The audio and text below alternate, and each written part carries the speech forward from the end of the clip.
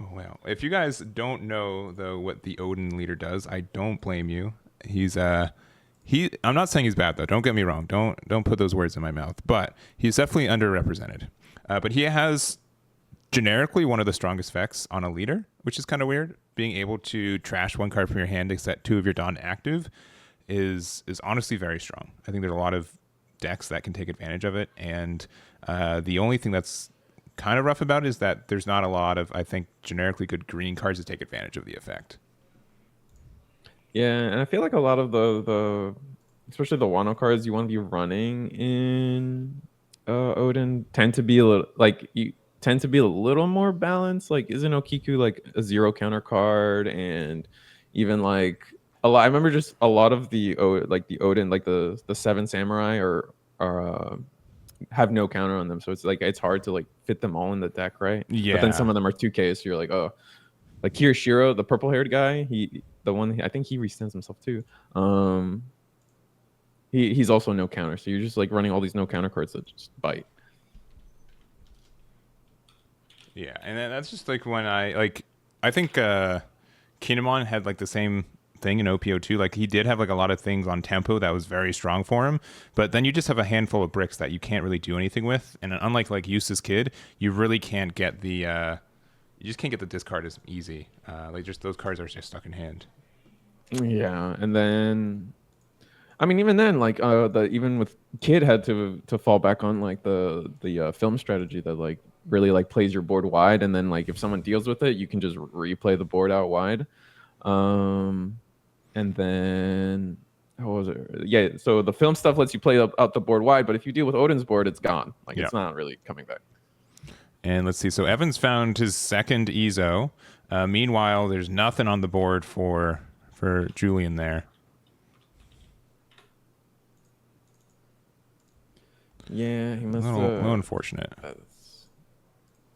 I mean, turn like again. I think a lot of the only low end card for Odin is typically Momonosuke, unless it depends on what packages you're running in, right? Yeah. If he's running supernovas, it could have been a Bonnie in there, Yeah.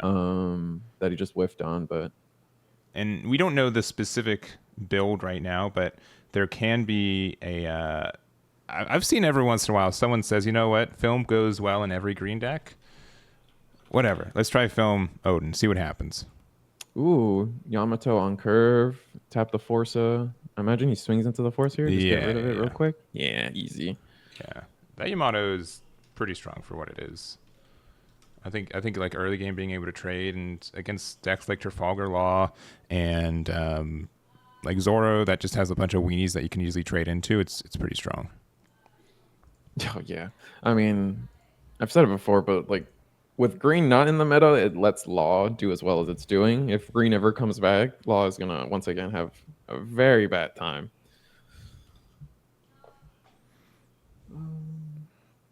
All right, and but yeah, so you think who do you think wins this matchup? Who's got your eye for your My head? heart, I think Ace is gonna win. I think just generic, like the Whitebeard's package and red packages is just definitely just seeing better upgrades. So we find the Fire Fist. Mm-hmm. Ooh, Altar Fire Fist.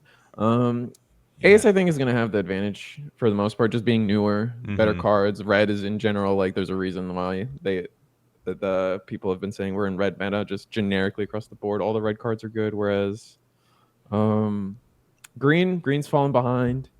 And so, like, just from sheer card pool, I think Ace has got it here. Yeah, and I will say though, they just spent 3 cards to get rid of that Yamato. They Otamid, then they Fire Fist, and they had to, punch something out. And now they're just playing another Makino to get a boost here. So, uh, very, very aggressive here for our ace player.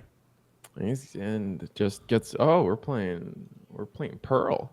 So I maybe there's some East Blue in here. maybe. I No, mean, we I'm have. looking actually. Yeah, yeah, yeah. Don't say the list outright. You can check, but Oh, okay. yeah, respect the spice Yeah, for players yeah, on yeah, stream. yeah. But we can. I mean, there are some good East Blue stuff. Unfortunately, the best cards are restricted to, um, the leaders, which Odin is not. But there it is. Oh, Kirishiro, nice. Yeah, see, this is another. It's like a good card, but it's not. No, it has no counter, so it makes it hard. Yeah, but being able to use it to like a 5/7's great stat Big. wise, right? It's Oh very yeah. big. So from now on, it's gonna demand 2 cards, and then he'll be able to set his leader active. Mm-hmm. Set up, yeah. Oh no, never mind. He sets up your Dawn active. He doesn't set your leader active. Yeah. Now the only issue is that Flame Emperor is very good at getting rid of that card. You do have to be very careful. Yeah, I think so. He played this for 5, and then so he's at 6. So next turn is 8 drop, and I wonder if any because the top end for Odin is Odin himself, also an 8 drop, and then if you're playing Kid, you could also put down a Kid. So I think you're okay with this Denjiro eating a Flame Emperor, right? Because there's Mm-hmm. only so many Flame Emperors you can run. So if they're just using it on this stuff, you're kind of chilling. Yeah. But yeah, not too afraid to take life though. Going down to 2, 2 already, yeah, that's scary. I and mean, that Marco would get rid of the Momo too.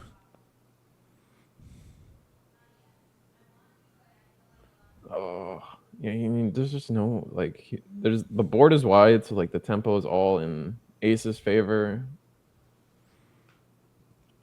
Yeah, and I wonder. I mean, what? Eustace Kid doesn't live as long in this matchup either, because otherwise it's really good at walling out red too. Mm-hmm. But Yeah, so that's why I'm like hoping. Like I feel like that's Odin's game plan is to just play some scary stuff, but that isn't quite Kid, and then just sit on a Kid once like you've seen 2 Emperors pass. yeah, Which is something I've always found interesting about this game. When you search, compared to other Bandai games, when you search in this game, it's all private information until you reveal what you take to your hand. yeah. Whereas in other games, you reveal everything you search. And Well, then pick that's from actually that. that's only Digimon. So Dragon Ball is the same thing. Oh, really? Yeah, yeah, yeah. Oh, okay. Well, in Digimon, you get to see what your opponent bottom decks, which kind of helps a lot of the information game. Yeah, I do play more Digimon though, so like it is a fact where in this game I default to showing. Half the time I'm playing black, so it goes into my trash anyway, so it doesn't matter. But if I'm playing red, and like I don't have to show that I narrowly didn't whiff with my Didon. So we play Odin, play Killer. We're not going to put the Dawn on Killer, so we're leaving up a Paradise Waterfall for potentially Paradise Waterfall. Yeah. I think there's another 1-drop. Maybe they play Scalpel. Is that one a 1-drop? No, there's one that you play it and then untaps 1. Yeah, Scalpel it's kind of or like Scalpel. It's let me see.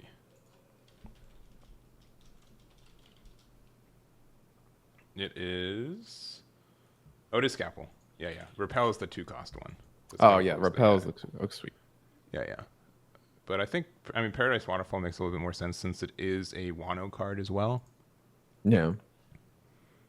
We're putting down the Ace minus 2k. I minus 1 at the Denjiro and then the blocker just to be safe. Yeah, probably. Yeah, minus 3k on both because now that Dendro is very, you can swing into it and try to get rid of it. But I'm kind of okay with this compared to what could have been with a Flame Emperor would have been very scary right here. The counter I think would be like Flame Emperor feels like it might lose value here because you just block out of the double attack, so you'd only get the Odin off board. But you could pop up the blocker too if you want to be aggressive about it. Oh yeah, and there's a Paradise Waterfall. There's a Paradise Waterfall. Being able to use that. And that was an empty swing too, so 5k at the whatever the Zendrio was at 4. So yeah, but I think he swung at leader, so he got out of it, and now you can't swing at Denjiro anymore. Oh, okay. Either that or you swung at Denjiro and it wasn't enough. Yeah, because Paradise Waterfall would get you out of that. Yes. Yeah, get you to 6.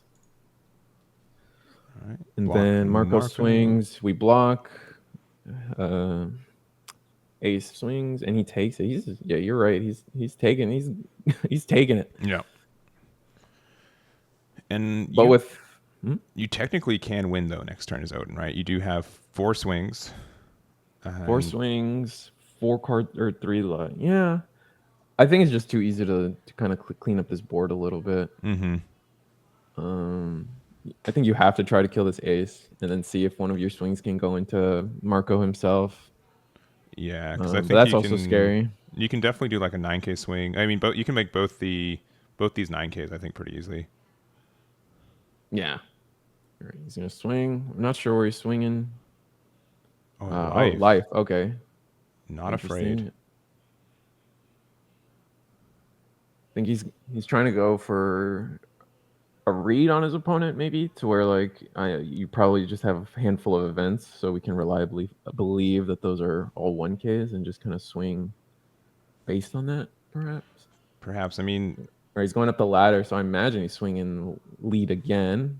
We can do like what, a 9K, 9K, and then at least another 9K, and have I think you can do like 4 9K swings.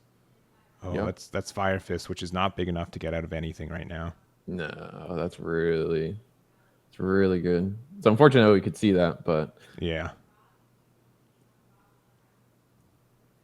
because your opponent could see that too. Yeah, exactly. We saw it, the opponent can see it. Yeah, for like the over the head cam, I get some extra knowledge every once in a while, but when it's you're presenting the information to everyone, that's kind of rough. Yeah, for sure. So we still have leader swing, Oden swing. This is a 9K swing once again. Yeah, I imagine he can counter out of this. We know he's got at least 2 events, some real cards. You have 5 cards in hand, right? So you can pitch everything. Oh no. Oh, he's gonna take it. Oh boy. All right, so you can pitch a card from hand. Top 1. Yeah, and then we're putting, so it's 9 plus 3, so 12K at lead.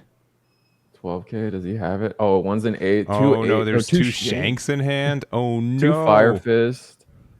I don't think he can get out of it, right? I don't think he can. So that's 1 2K. 9, 10, 11.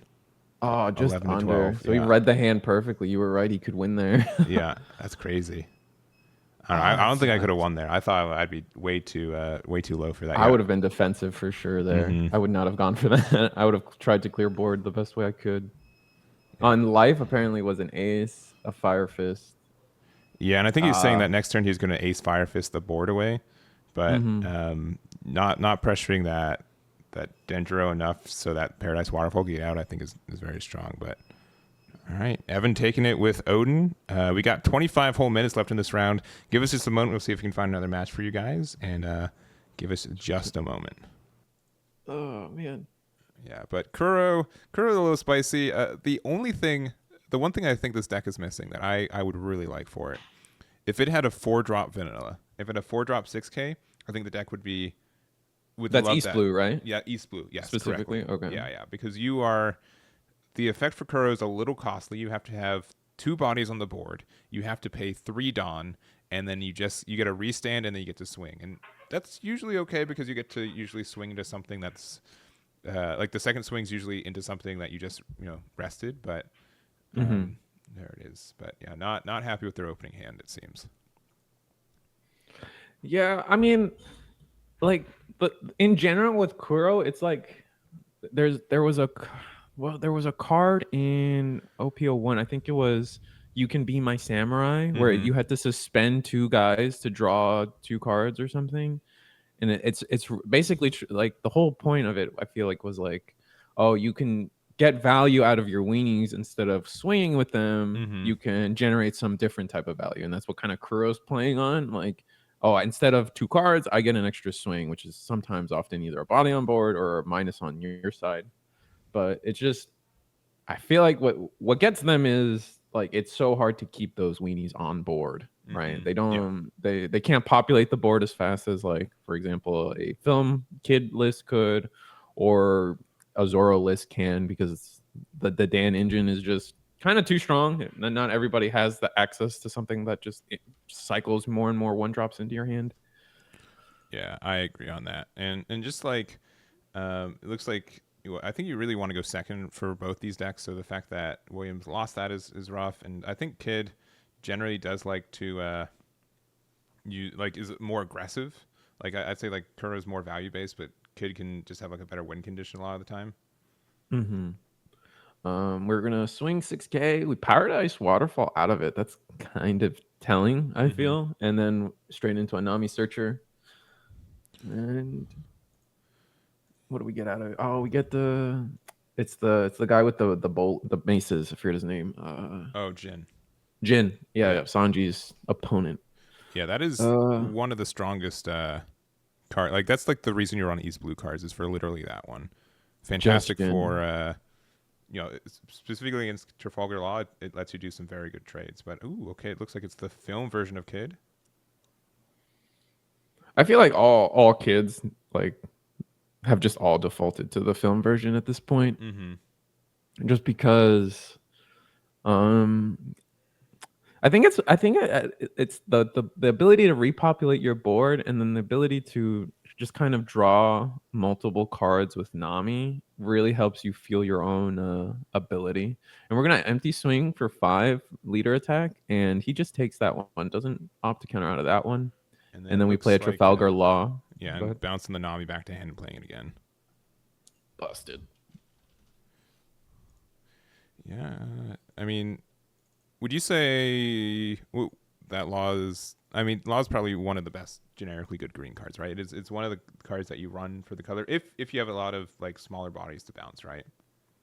Oh yeah, if you like the second your deck has a on play search top 5 draw a card, or not draw a card but take a card, like being able to recycle that over and over again, just kind of like it just gives you so much value in this game, because we're still in a phase, I feel like, in One Piece, where as most early card games do, is where being able to draw a card is just always going to be a powerful effect. And as you see, Kid's going to do it here. Swing Nami, search top 3, get a film card. Oh, but he whiffs it. Oh, that's sad. That bites. But he's going to take the hit. But yeah, so like Law can essentially replace himself by reusing a searcher, or even like being able to reuse like swing with a body, use the Law to rebounce it, so like you keep your own body safe in that way. Is there's so many angles that like this card is just going to be around forever as long as there's on play effects. And here, real quick, I'm gonna ask Will if he can move his cards down real quick. Give me 1 second. You're good. Kid plays the Brook.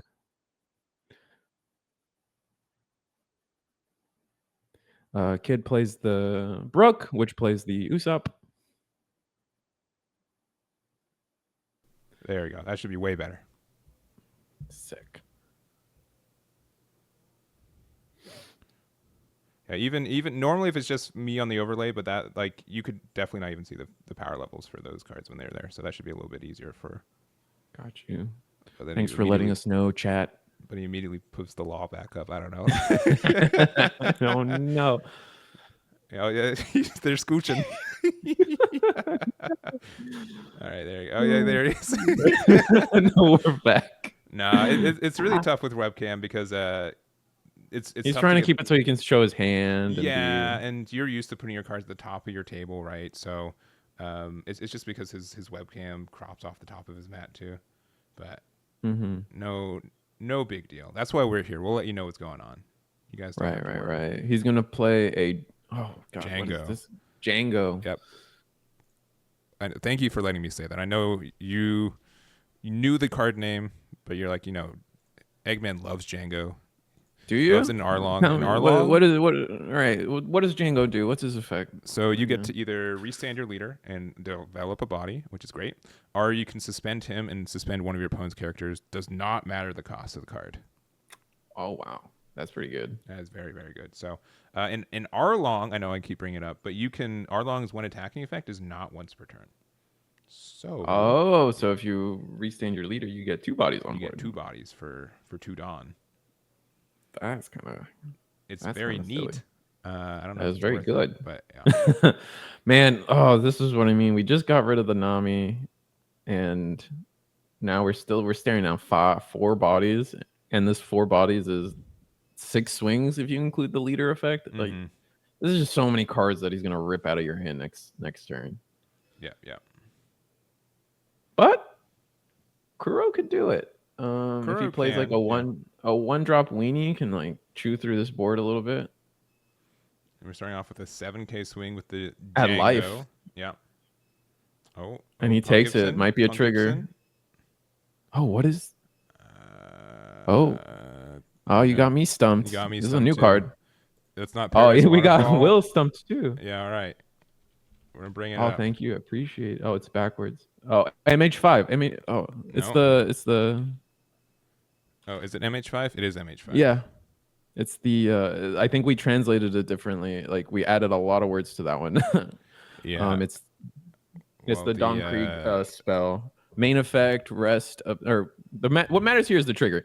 Rest up to one of your opponent's characters with a cost of 5 or less. So you rested the law, which that's painful. And Kuro's that is a really nice effect though if you're really worried about law though. Just being able to say, oh, you used to have a Nami and a Chopper out. For one, I'm gonna get rid of both of them, and that could be there. But playing 2 more blockers in the Pearl and then just passing after that. Yeah, and Kuro swung for 7. He chose to block with Luffy and then Power Dice Waterfall to restand the Luffy. Yeah. Oh, this board's huge. Yeah. He also flipped his cam mid-match. Who? The kid? The kid player, yeah. Oh, right, because we couldn't read it. Yeah, no, couldn't read it, yeah. Oh, that was trippy then. Oh, he's going to play MH5. Wait a minute. Didn't he just add that to hand? No, he has another one. He had another one. Yeah, I think it's another one. It has to be another one. But main effect now, rest up to 2 of your opponent's characters with cost 2 or less. So he just rested both blockers, and we're just swinging. All right, so Punk Gibson, though. Okay. So we're going to swing leader for, it's looking like 3 Don under. Yeah. 2. Looks like 2. No, he took it back. That does seem like a pretty good card. Again, if you're worried about the weenie cards like hitting in and doing some damage, that does seem like a pretty good tack. It does, and it's only for 1, so Yeah. I feel like that's the key thing, right? Because like typically with your events, like it's really like where you want them to be like defensive cards, like you want to get your value out of them defensively, and then like get their bonus effects, kind of like Pump Gibson.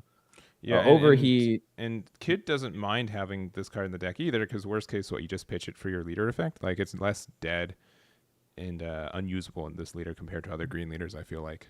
And here it's just invaluable. He can either go for game here, or the Paradise Water or the Pumpkinson kind of stupid his plans, but yeah, he would have had so many swings and would have been able to ignore all these blockers because of that one card.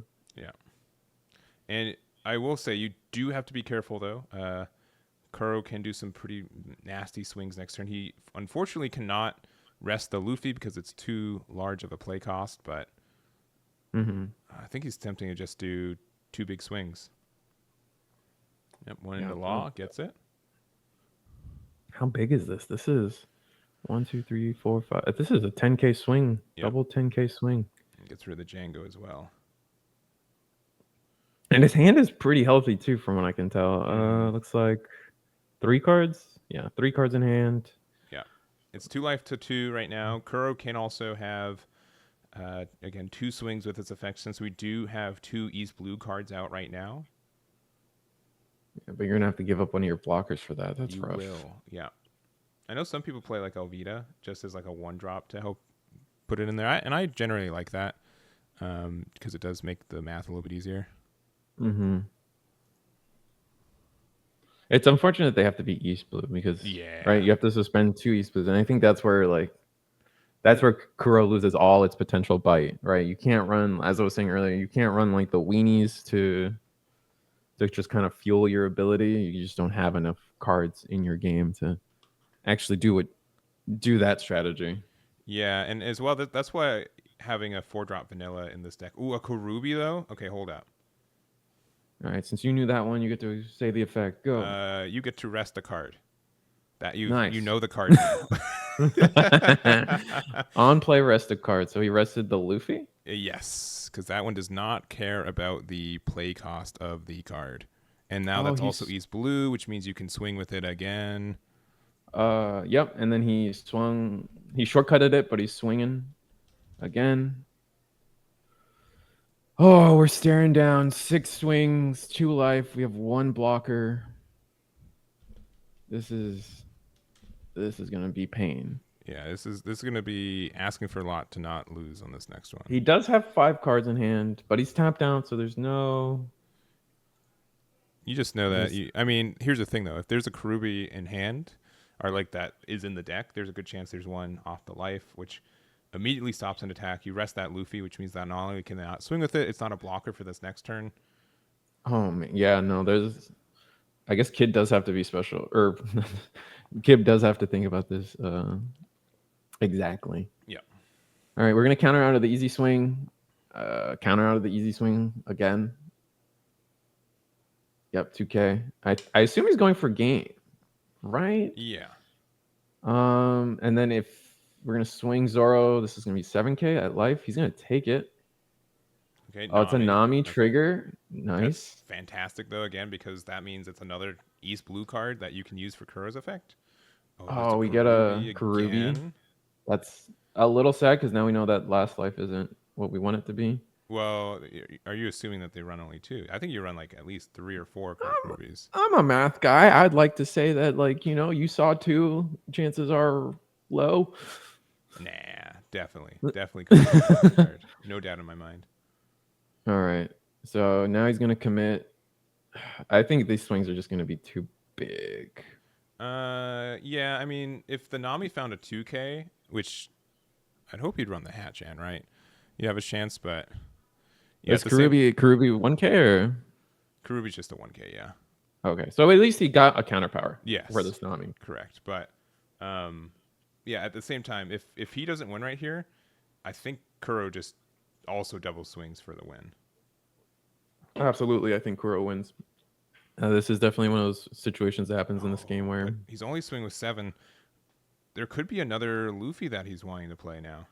Maybe he's doing like the in between. You have to counter out of this if you have it. Yeah, if you have it, then you know that you're probably in a good spot. Yeah, he does. I think you're right. I think it is going to be another Luffy, and that's just going to hamper everything. Or maybe you take. No, is there a word where you take this and then like kind of bait your opponent? Yeah. Yeah, then you bait your opponent. No, well, my logic is like, all right, you take this hit, and then you kind of goad your opponent into like Punk Gibson. Oh. You see? Never afraid. Never afraid. Always know. I said it. No, you didn't. don't take this from me. No. Oh yeah. Okay. You thought it was gonna be the fish. No. I knew. I saw in my mind trigger suspend one of your opponents. Oh, now we know there's a Karubi in hand. Oh no, it's too big for the. Nope. It's too big for Sure is not. Oh, it's not. No, Karubi is literally anything. Oh, so. Oh, we could just we could just win here. I think you just win here. 2 cards in hand. I think the math is simple. You just go for it. So math is for 4. You rest the Luffy, and then you have to pay 3, and go from there. So you have 2 8K swings, which, to be honest, is not huge. That is not huge. But it's I think it's what but you can you swing with the other Oh no, he's a 3K, so they're all small. Yeah, but I think there's a chance. Okay, so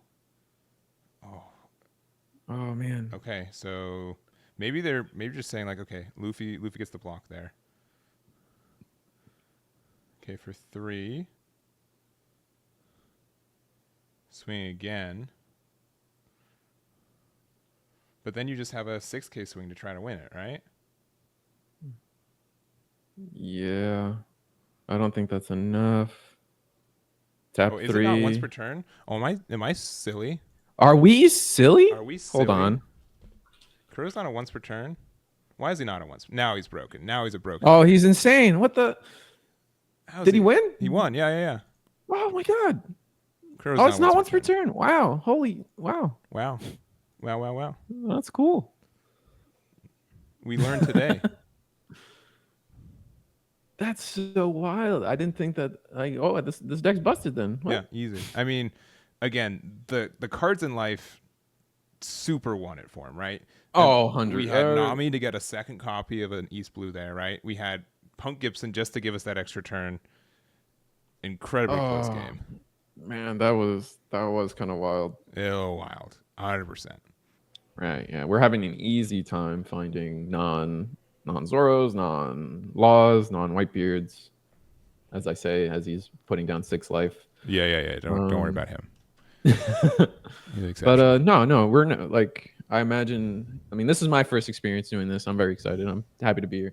I imagine in other the previous tournaments you were having, probably. I imagine there was some difficulty trying to find non-red deck matchups this late. Yeah, there definitely can be that situation where yeah, I think the last tournament I did one like set 3 tournament at like the beginning of the meta, and yeah, there were some like.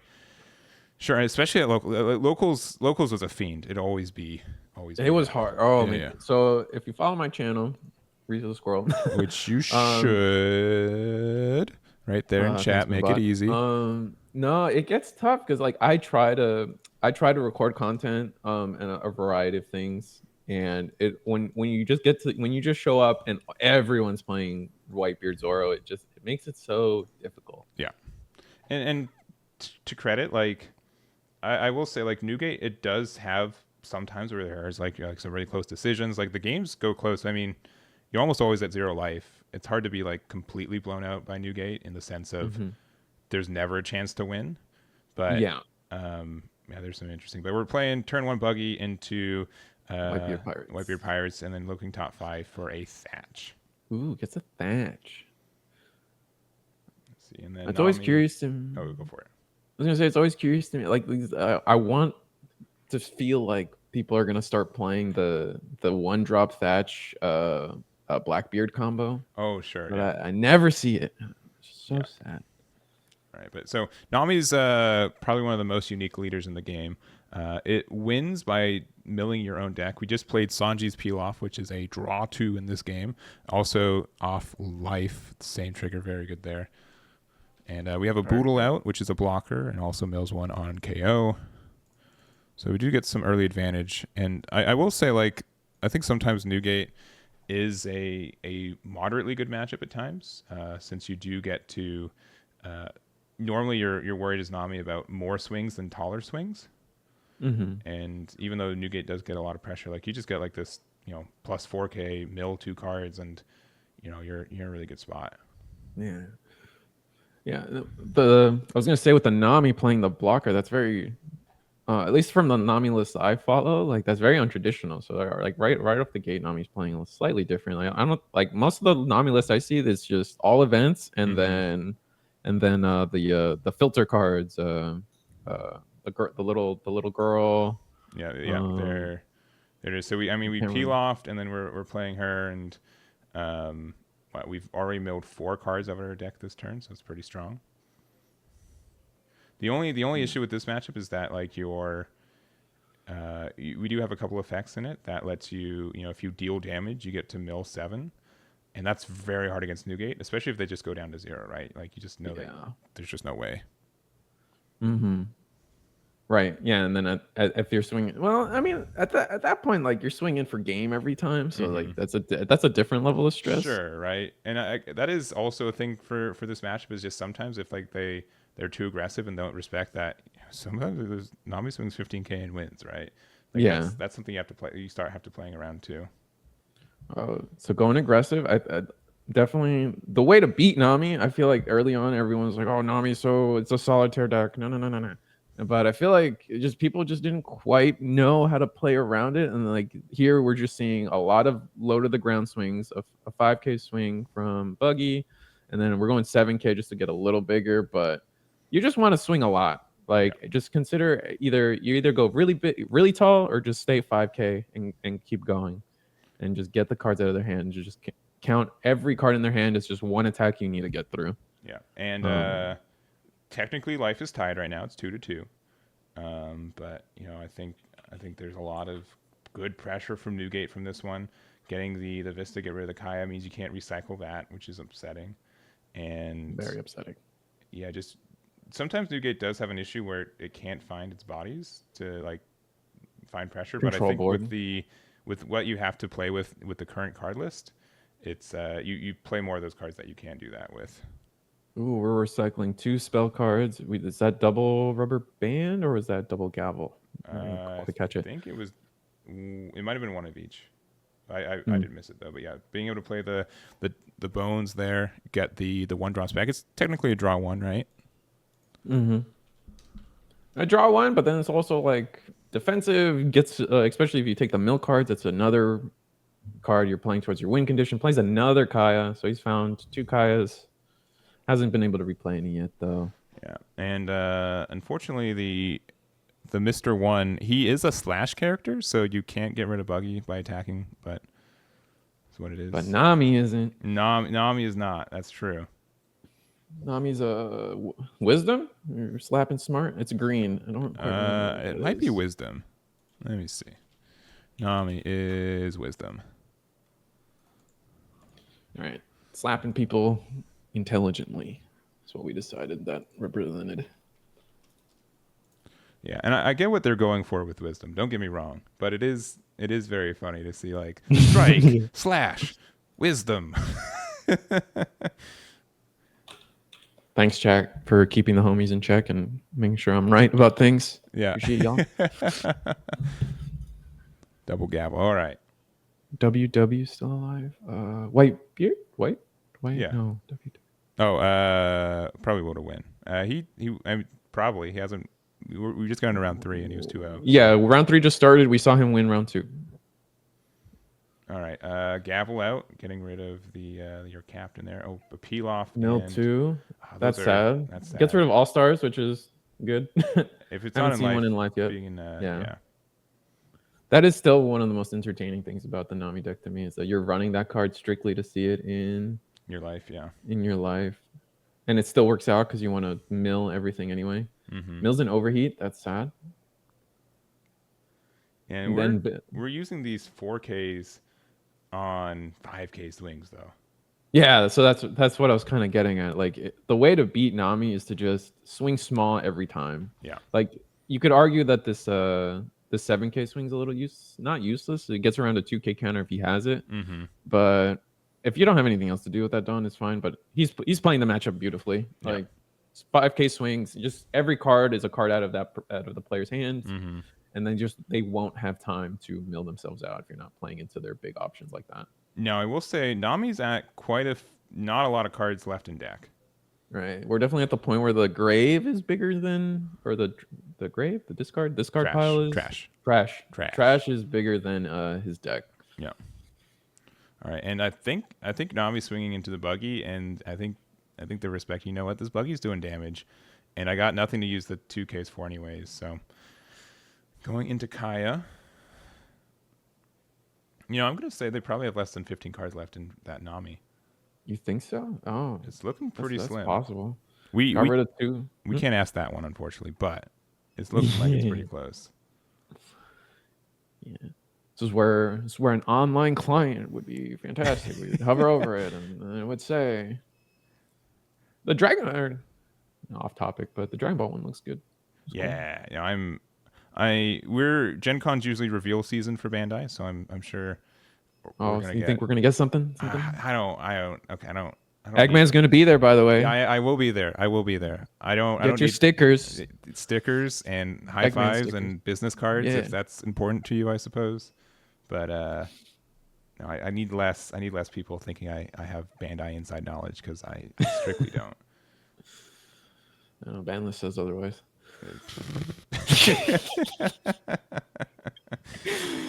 All right, Whitebeard's turn. I imagine we're just seeing all these 3Ks get 2. Oh, he's swinging 9K. I'm just 9. wrong. Oh, he's got a small enough hand. Whitebeard can probably just win this turn. He's going to take that. Oh boy, you just put everything under Whitebeard. No, that would be a misplay, I think. I think he could counter out of everything under Whitebeard, but he can't counter out of 4 attacks raw. Yeah, so here's another 9K, which you have to get rid of. So Gavel, milling 2, 1, 2. There's another Kaya, and then a Boodle to get out of it. Boodle. I do like coconut Boodle. armor. That's a fun word to say. It is. It's like boba, but with L's involved. And with as a previous poodle owner, Oh, you owned a poodle? I did That's own a awesome. poodle. Oh, that's a And testament to your ability to this take is care this of is people. not a bit. His name was Noodle. It definitely sounds like a I bit. know it sounds like, but I promise. I've got pictures. Oh boy. What? Oh, we're looking at Grave to see what he could possibly have in hand. Well, I think they passed, and I think Daniel is trying to see what is left in deck. Oh, okay. That's my assumption. Interesting. Yeah, he's got a small 1, hand 2, size. 3, 4, 5, 6, 7, 8, 9, 10, 11. I think that's just not enough. Yeah, I think that's too many cards in there. Yeah. If we saw like a peel off or something in life to help mill a little bit more, but with 2 cards in hand, Yeah, he's not gonna have it.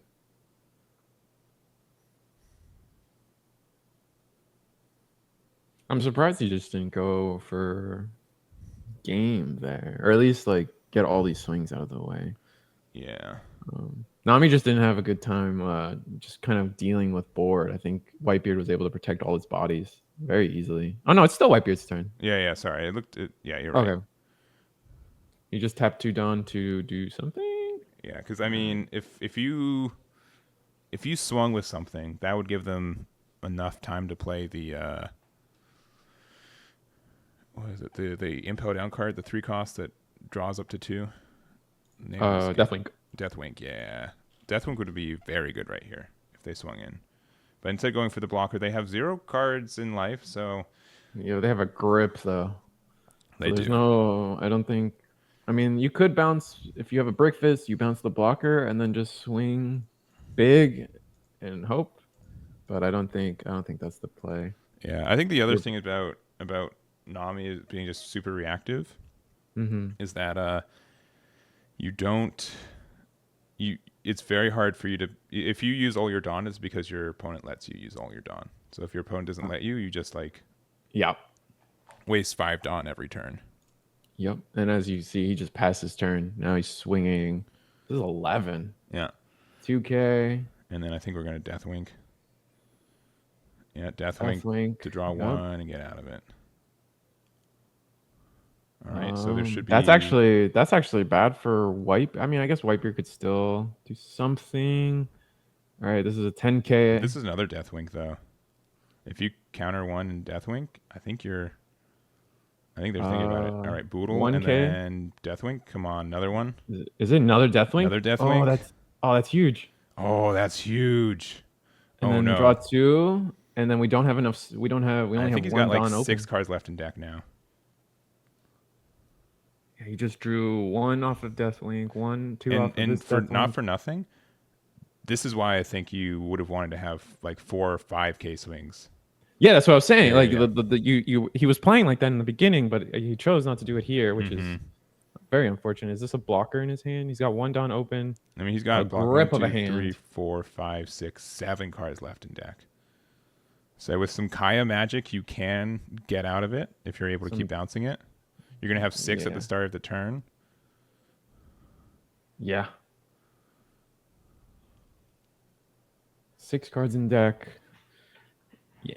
Akaya would get you down to 4, and then as long as you have the counter cards in hand that mill, like a couple gavels, some dash bones in hand to refill gavels. There's some a breakfast your own Kaya. There's a lot of this is definitely in range to just win. Yes, And you'd 100%. probably end up winning on your opponent's turn, which is always the funniest thing that Nami is able to do. Yeah. Like they're just like inches from punching, and then she's like, actually, I won." He's like, "Ah, damn." Actually, no, wisdom. Pulls the fist back. Like, Yeah. yeah. I think there's a lot of cards. I don't know if there's any P-Loss left. Zeph to bounce back Kaya and mill 3, I think also just wins you on the spot. Because we are simply at top deck range now. All right, looks like he's got something cooked up. Oh, if it's Zeph though. It's looking like he's tapping 2. Oh, Brickfist. Oh, Boodle. Okay. Boodle. Oh no. And then he It passes. passes. Oh no. Okay. I think 6 cards left in deck. 6 cards left in deck. Boodle gets you 1. Yes. Cool.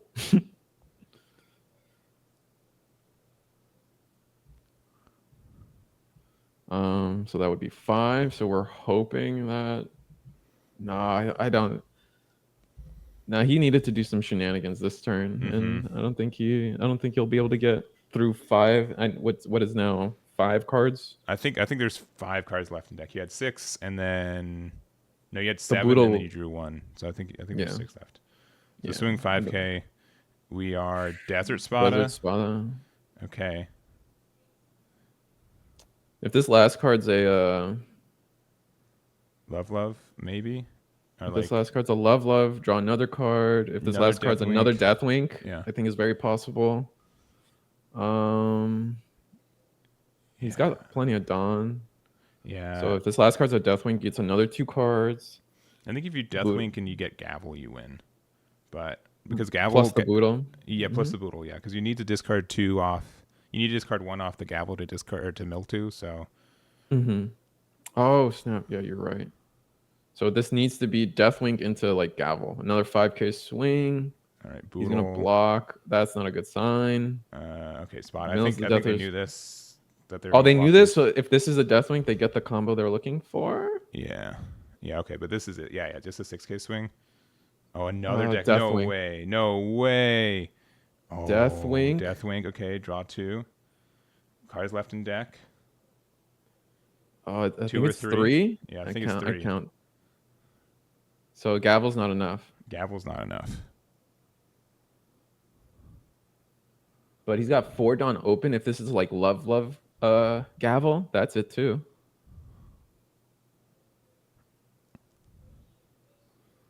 All right, now, you never know.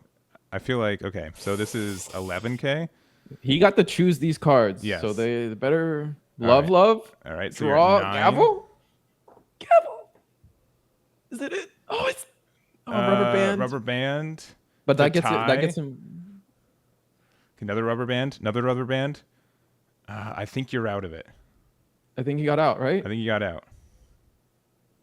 No way. And then he's gonna draw for. Oh my god. Oh no, Maki, no for game, no. Oh no. Oh, we're so close. Dang it. No. 1 card off. Oh, we were. Dang, man. So close. Oh, that was so close. Oh, if that was just Gavel. If it was just Gavel. Or you had another rubber band, or so close. So close. Another Das Bones would have gotten him there. Yeah. Just heartbreaker. Dang. Soon the Yamato starter drops. Yeah, I mean, I don't think is Yamato like. What is your opinion on Yamato for yellow? Because we know Katakuri is arguably the best represented one at tournaments. Yeah. And then and never mind, they started. I don't have to fill the air. Okay, yeah. Go. No. We've got real quick. I think the Yamato Star deck has some neat techs, and we'll have to see if Yamato itself becomes relevant. But we have turn 1 Perona, which is just the best turn in the game. For Dofi, yeah. You basically get to set up everything. I think this kind of stuff is like because everyone always talks about One Piece and like, oh, you play Law and you get to use Shambles and it feels like you're actually playing as Law or whatever. Yeah. And like for Dofi, it's like, oh, I get to puppet string the top of my deck exactly the way I want it, and like stuff like that. The lore flavor there, and even Katakuri. Oh, like I get to see the future of your life or my life. And, yeah. Because he has his observation hockey, right? Yeah. Futures. I think it's coined Future Sight now because it's like a special version of observation on hockey. But I don't know, man. One Piece is getting wild. Yeah, but I do agree. Like Dragon Ball Super does a fantastic job at that with some of their things. Like there's a new archetype that just came out that you have like pretty much a hyperbolic time chamber that you put cards in and they get better when they come out. Like it's. Oh, that's wild. They do some really neat stuff. So I really do appreciate that Bandai really knows the lore that they make these card games for, and make decks around that. So and I even like the new Dofi leader. I think it kind of has still plays around with the same kind of thing, right? Oh, purple the green new one. Dofi later. Yeah, Oh yeah, yeah, yeah, yeah, yeah. Because you can like unsuspend 2 Dawn and then yeah, just yeah, kind of always have a backup plan, which is yeah, like part of that mastermind fantasy. yeah. Dofi swings too and gets a probably one of the best early game cards you can getting this Boa Hancock on board. Yeah, I think still like honestly, Shirahoshi, the Charlotte Cracker are Pero Sparrow. I think those three are like the best first card in your life for this. And obviously, I think Shirahoshi is a little bit better, like life 3 or 2 to make sure you can cycle out dead cards in hand that you don't need anymore. But you just a lot of consistency for a Katakuri player because we had double putting into Shirahoshi and now and all I this think power. I think one of these puddings even found the 8-drop Katakuri, so he's going to be able to, unless the Shirahoshi gets dealt with, he's going to just be able to put that right back. Yeah.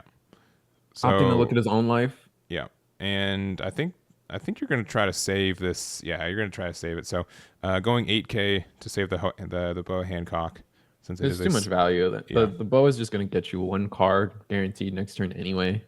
And I believe that is a Charlotte Brulee. Yep, that's the new alt art from. It's got a sticker on it, so I thought it was going to be the store championship ones, but it is. All those have the sticker on it. Yeah.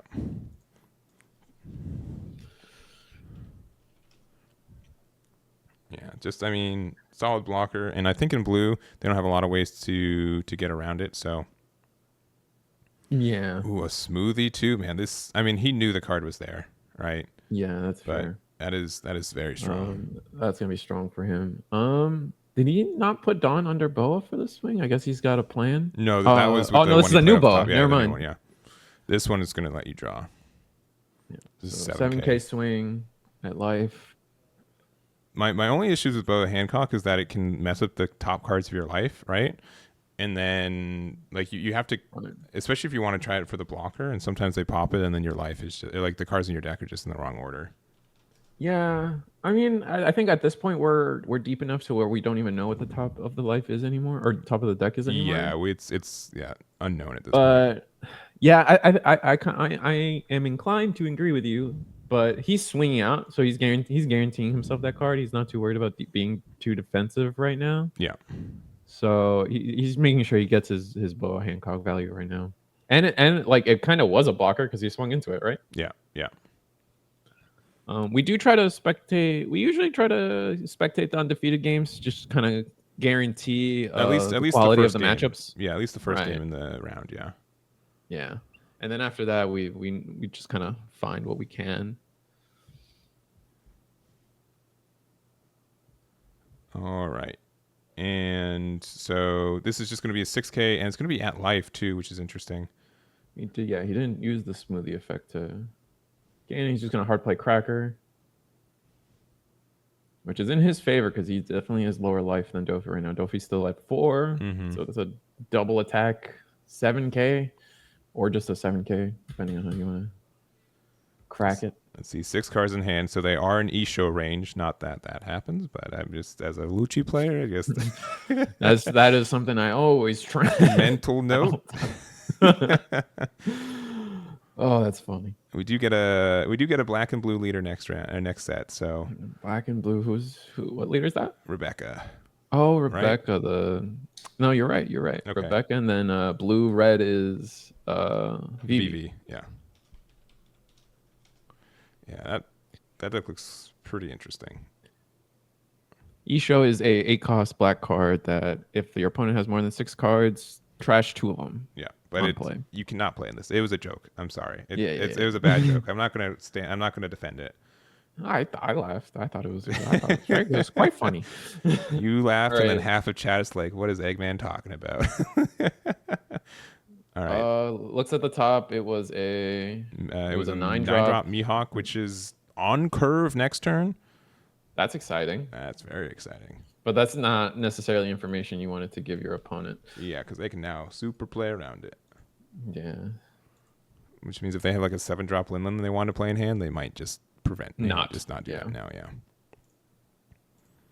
But then also, if you play an 8-drop Katakuri, which we know is in hand, blue has no way around that. Blue has no removal. True. We're gonna play Moria, bring back the 2K Mihawk, and it looked like we passed turn. Yeah. I think we just slam down the the 8-drop here, 8-drop, heal put your Shirahoshi. Shirahoshi. Yeah, that's such a good combo. Swing with Cracker first, though, right? Get the free stat value. Oh, wait, no. Because he needs the Dawn underneath it, yeah. Yeah. That's 7 done. 1, 2, 3, 4. Oh, he's exactly at 8 done. Yeah. We're going to counter out of the empty swing. It looks like it's looking like he's thinking about it for sure. But I mean, he's probably debating on like getting Cracker value. Yeah, because I kind of want to. You'd want to swing it into the Boa Hancock. Yeah. Oh, he's thinking of something else. He's just trying to plan his Dawn differently. Again, like if you do have the 7-drop Charlotte Linlin in hand, it's tempting to put 1 underneath Cracker, swing 7 into Boa, and then play the Linlin to, get the. Yeah. Yeah. Looks like he's just doing an empty swing. Not sure where it went.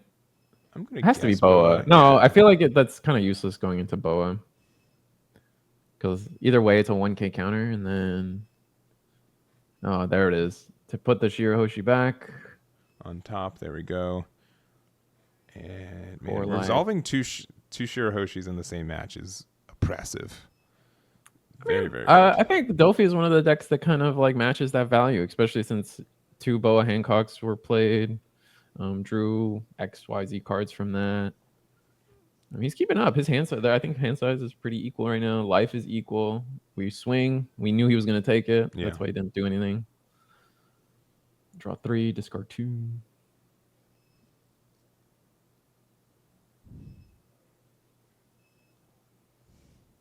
Interesting he goes for life here instead of trying to attack Cracker. Yeah, I'd be tempted to that, but it also might just be the sooner you resolve the Shirahoshi, the better, because, if you hit it later in the game, they can really fix their hand.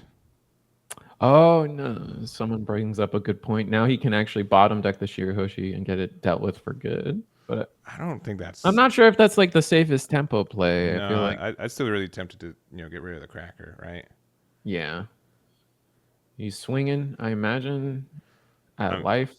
I'm actually surprised he's saving the Cracker as much as he is, because again, that Mihawk's there. He's probably just going to Mihawk it away. Yeah. Yeah, You got rid of it anyways, yeah. Mm-hmm. That net you 1 card in hand.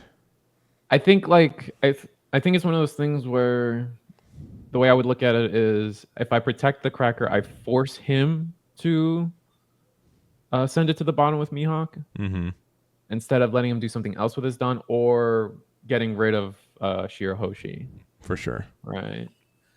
That way, but it's still like very card inefficient. The cards you just gained from Shirahoshi, you just lost defending the Cracker that kind of got taken out anyway. Yeah, and Shirahoshi doesn't plus you. I mean, it gets you 1 more body on the board, but it's still, you use the card that you would have drawn from life to draw 3 discard 2, so it's still net 0. But there it is. We know it. And drop the double empty swing means it's coming. Yeah. So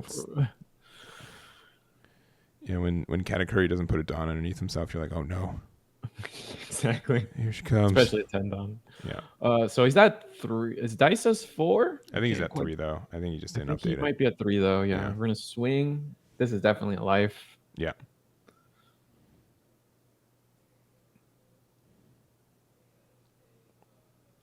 All right. Oh, 2 past the first couple of turns. Oh, that's telling. Yeah. There's the 3 cards in hand. Yeah. See all those cards. He and then plays Dofi 3-drop to look at the top 5 cards of his deck, and now he'll be able to get his pick of the litter off of his leader effect. Clutch. But I was gonna say this play is gonna get him back in it. But I feel like after the first 2 turns where he got double Boa Hancock, he hasn't really been able to develop too well. Mm-hmm. But this turn's gonna change all of that right here. Yeah, because you just couldn't know the top card of your deck. All right, Gecko again. I'm making a wall around his Dofi there. What are you? This Vanguard style. Yeah. Brings back, I think it was Boa. Yeah, it was Boa. Yeah. And then he takes the life. Yeah. It wasn't a trigger. Go down to 3 life. Evening up. He's swinging again.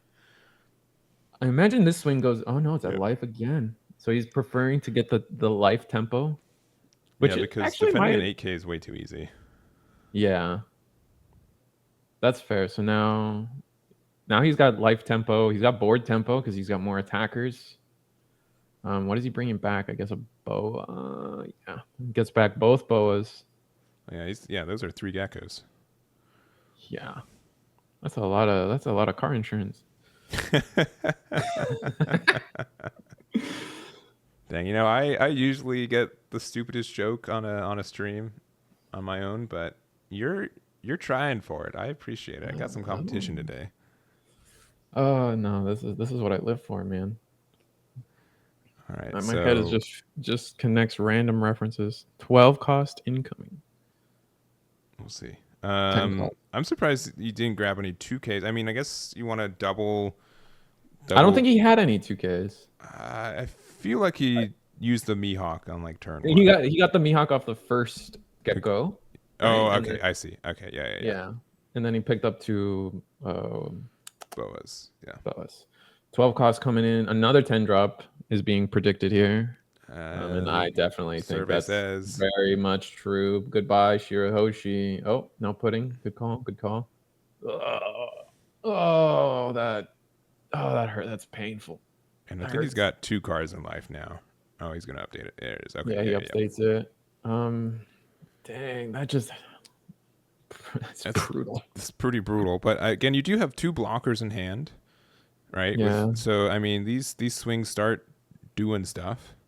All right. You also know what the top card of your deck is right this instant. Mm-hmm. So you can also leader ability something else out. 5 cards in hand from Katakuri means a lot of these 5K swings he can potentially do will just functionally chip away at that. Yeah. I think it was correct to get rid of the pudding. I think you want to protect keep the Shirahoshi on board in case it comes up that you want to Katakuri it back into life. There are some like fringe situations. Okay, well, there it goes. Oh, okay. Wow. Oh, that is funny. that is hilarious. The 3rd Shirahoshi you resolve this trigger. game. Yep. Draw 3, discard 2. By the way, because I see a lot of people in chat saying it. I'm not denying that Shirahoshi in a life is a bad move. Shirahoshi doesn't. It gets cycle, but it doesn't plus you 1. Technically, it pluses you 1 because you have a card on board, but it's a 0 drop. Like it's not you putting Shirahoshi into life is good, but putting into life just healing in general is fine. Like it's not. I don't know, it's value, but it's not. I don't think it's like. It's not crazy value. It's just hand filtering. Yeah, really, it's just filtering value in itself, right? Yeah, but it's not a play where like, oh, I have to 8 drop only Shirahoshi. Where I think a lot of people get blinded in that too. I definitely get blinded by that. I think the hand filtering is so fun because now he's gonna 10 drop mom again because he found it off of the Shirahoshi. Up cracker counters out. Yeah, I will say drawing 3 in a game that rarely has cards that say draw 1 is a great in its own regard. Yeah. But another boa. 3rd boa. We know he has 2 in hand. He's got. This is the only Don he's spent, so he's got 7 Don left. Yeah. Here's the issue, though. Double. You are. Is that double 2K? No, that was a 2K and a 1K. For what it is, Dofi's getting such a good advantage. Tempo. Yeah, such tempo. Yeah. Oh, another card. Oh, Brule. We don't know these that are. He doesn't know that he does not. These were there. No. He's gonna play boa, put a card under. He's kind of set up. If he's got an event card in hand, like life's looking good. Yeah. I think in some regard you might have wanted to do like a board clear last turn, but you have 2 12Ks and an 8K. Or actually, I think Katakuri's a 9K. Katakuri. Yeah, so he's an 8K. He's an 8K. Yeah. I'm thinking Isho, who's a 9K. Oh, Thunderbolt. Oh, no. Oh, that's the blocker gone, right? Yeah. It's which is what you were just talking about. Yeah, it's a little. He's gonna trash the life, so he's going for game here, 100%. That's unfortunate. and he might be able to get it too. The hand is big, but I don't know if it's 12K though. double 12K 12. though. Yeah, I was gonna say double 12K big. Okay. Oh, he only needs. Okay, so this is 11. Yeah. Yeah. Can he get out of 11? Survey says. I mean, even if you can, you wish you probably can, but You need to. You have what? You have so many potential hits because you can even turn the Shirahoshi or the Brule into a blocker or into an attacker. Mm-hmm. But those are last resort. Like I'm guaranteeing I win. Like Dofi has 2 life. Yeah, for the record, it's 2 life to 0 right now. Yep. So if he can live this turn, he probably wins. Pretty much wins. So he needs to stave off this attack. Yeah, if you live and you have at least 1 body to swing with next turn, you win. Yeah.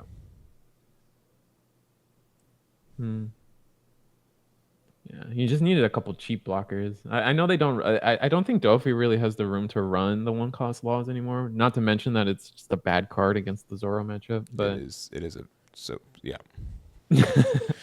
super tough. Yeah. By the way, it's 2 life to 0. Those cards face down are cards in hand for Noland. Mm-hmm. I mean, he's really thinking. I mean, it's tough because he has still 5 Dawn left. That means even Shirahoshi could be a blocker with what's available. And even like, what's the best card to hit off your life? Even like you can mellow 9K. All right, taking it. Mellow's huge. Overheat is probably really good. Gets rid of the blocker. Gets rid of or the Shirahoshi. We're gonna swing 13. Okay, yeah, I don't think I can get out of that one.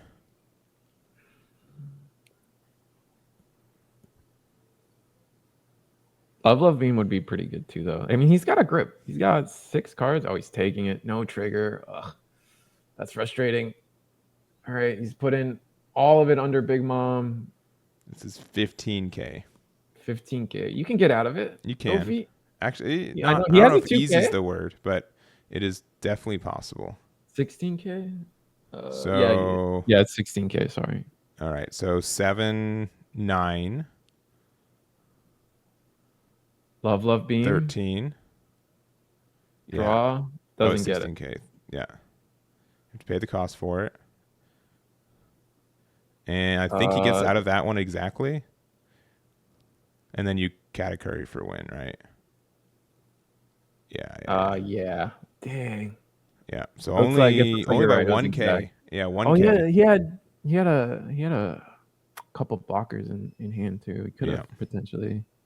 Bummer. Yeah. I think if you, as much as the value for it from the leader swing was there, I think double blocker may have gotten you there. I think because the Thunderbolt is really what ruined him, right? Yeah, I agree. I agree. All right. So Nolan takes that one narrowly. Yeah, it was 16K to, he either got to 17K or exactly 16K, but we still had a 5K leader swing. So. Yeah, the leader swing would have gotten the rest there. Yeah, for sure. So Zoro's going first. And honestly, I think both decks want to go first, right? Does Emporio usually have a better odd curve than even curve? Odd curve. Ivankov himself is 7. So, and then Luffy's also 7, right? Yeah, I think you usually like the odd curve. And Emporio is a very interesting leader. Usually, you know what? They just give blue like a lot of weird leaders. I'll be honest. Like they play their own little game, which is why they have Nami. like, yeah, Nami's already on it. Dofi's kind of weird. Croc has an interesting effect of Dawn minus, which doesn't generally happen in blue either.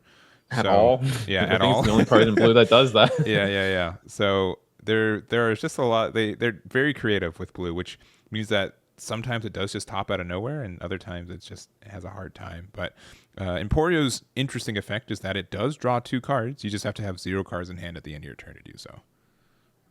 I feel like there's always like this giant potential of like high rolling with or low rolling with Emporio, because if you pitch your hand and the 2 cards you draw are counterless cards, your opponent could just potentially win out of nowhere because of that, right? So, but at the same time, there's just such a potential to get so much value out of your plays and stuff. Meanwhile, we just see casually Zoro drawing like 4 cards. the Dan into Izo into Haruda. I forget this guy. He what's his name? Haruda, the guy that he can move Dawn like Brook does. Nami. Nami, yeah. Haruta. Yeah, it's a very interesting card. It's a Whitebeard's pirate, so it is searchable, which is nice. I've tried putting in Garp because it is a red card, and Garp does like moving your Dawn around, but haven't really found coming on the effect off of it for you. Yeah. But just every turn saying, you know what, my leader effect is now free, when it was already pretty good when it cost 1, is a little absurd. But I think the thing is, like, with the Garp is like you have now with that you have the tools to get there, but like you just don't have the like consistent like ability to destroy things. Like you could play the Garp cards, but we're gonna find Imperio Vankov himself off of the buggy. Yeah, alt art buggy, very nice. Yeah, imagine those are not super expensive alt arts, so not not as difficult as a playset of alt art Marcos, but it's honestly the art's really good. I'm gonna see if I can bring it up. I like the art from. Oh man, yeah, the buggy is so good. We are crafting the top of our deck off of this Doflamingo play. I wonder what happens. Like, what are you trying? Like, do you send it all to the bottom? I'm pretty sure this Dofi lets you put it to the bottom, so he actually sees something good that he wants to keep. Is what this is. This shuffling is. Yeah, Buggy's a little bit big. There he is. Look at that art. Super good. So good. Zoro's about to have a big turn next turn. All these swings just going straight in.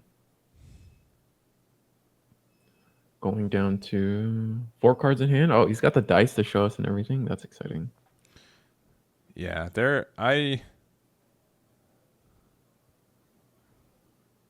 You appreciate it when they do that? I appreciate it, and it's also something that I have a very tough time doing myself because I will always forget to update it. Oh yeah, 100%. Just having that wherewithal is pretty good. Just because it's like when you're playing in person, like it doesn't matter. You just ask. Yeah. And I know I'm keep bringing it up, but like if you play like Isho, you if you ask your opponent how many cards their hand, they immediately recognize how close they are to 6, and then they will play different. So you have to know without asking them, which is a little bit trickier in person. Very tricky unless you just keep it in mind for webcam. So I just like instilling that kind of fear into people when I ask cards in hand when I'm playing Mirage, dude. Yeah, if I don't have it is when I ask. All right, so we swung 5K. He takes that one too. It looks like only has the Chopper Dawn, which is really I think 2 of those are not. I was thinking the same thing. I think 2 of those are Robins actually. Yeah, but definitely the pink and purple ones. I think they're English though, which is even more impressive. Yes, that he has very impressive. And that Croc is good on curve. It's a 5/7. I love this crocodile. Like this is one of the original Sanji cards that I was trying to like. Oh yeah, because it doesn't have skill. So yeah. Only 3 cards in hand, so we're already looking rough. I mean, I guess Emporio wants to be low, but it's always a weird feeling to see it. He's still at 5 life. Yes, so that's impressive. That's generally what you do as Emporio.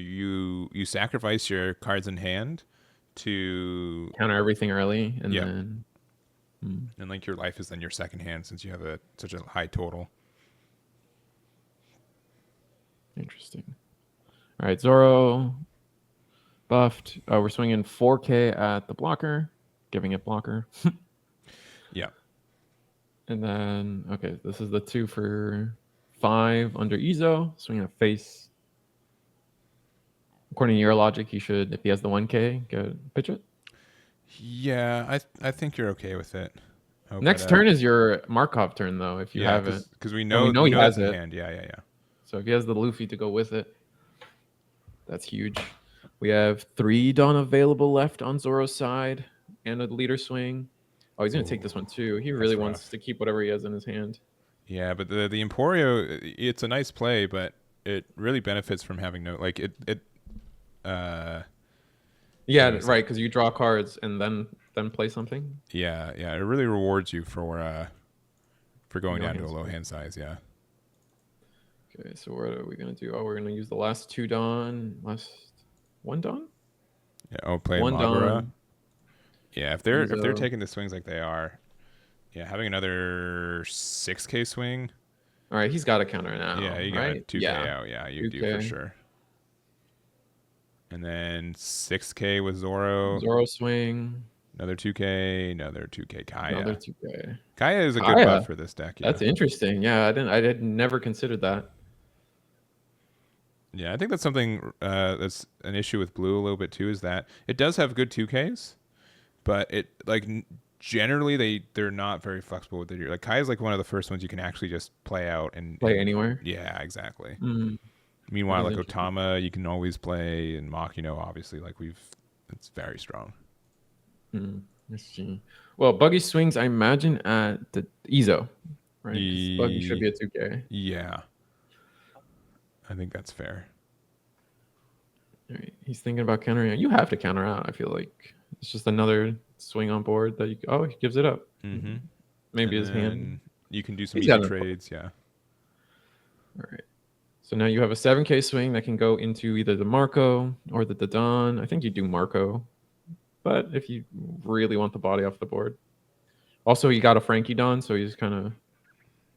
It's a clear sign he's trying to get a full chopper lineup, but not quite there.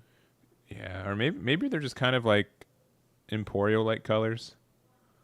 Oh, true, pink and I didn't think about that. Frankie's a bit, because it's not like the same blue as like Emporio's hair, but it might be. I get it. It's on theme. Yeah.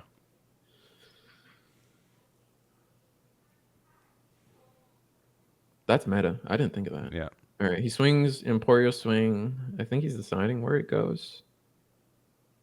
Either the Dawn or face. I think it goes to Dawn, and I think they're thinking about saving it. But you also have this crocodile swing. Oh, guard point? I take that. Yeah, okay. Yeah, sure. Because now crocodile swings in the Dawn. Oh, yeah. No, now we swing into Marco, right? 8K. 8K? I suppose so. Oh, no, into life. Oh, life. Okay. Okay. One good thing about this deck is that Luffy can do damage in this one. Luffy's double attack is moderately free because there's less blockers. So Capital 7. Yeah. I see what you're saying. Yeah, and then he could just get the double attack, which just kind of can get you game, kind of like how we saw with the Kuro last round. And you can just pitch cards from hand to put. None of those are great to put in hand, to be honest. But if they're just dead cards, you can get the free cycle. So yeah, Emporio there. Emporio and can't quite. I want to say it's a Luffy. It might be another Luffy, yeah. Emporio effect, draw 2. Yeah, and these players are undefeated right now. So this is an undefeated table. Yeah. Both are 4-0. What did I?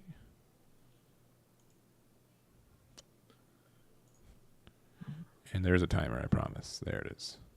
Good.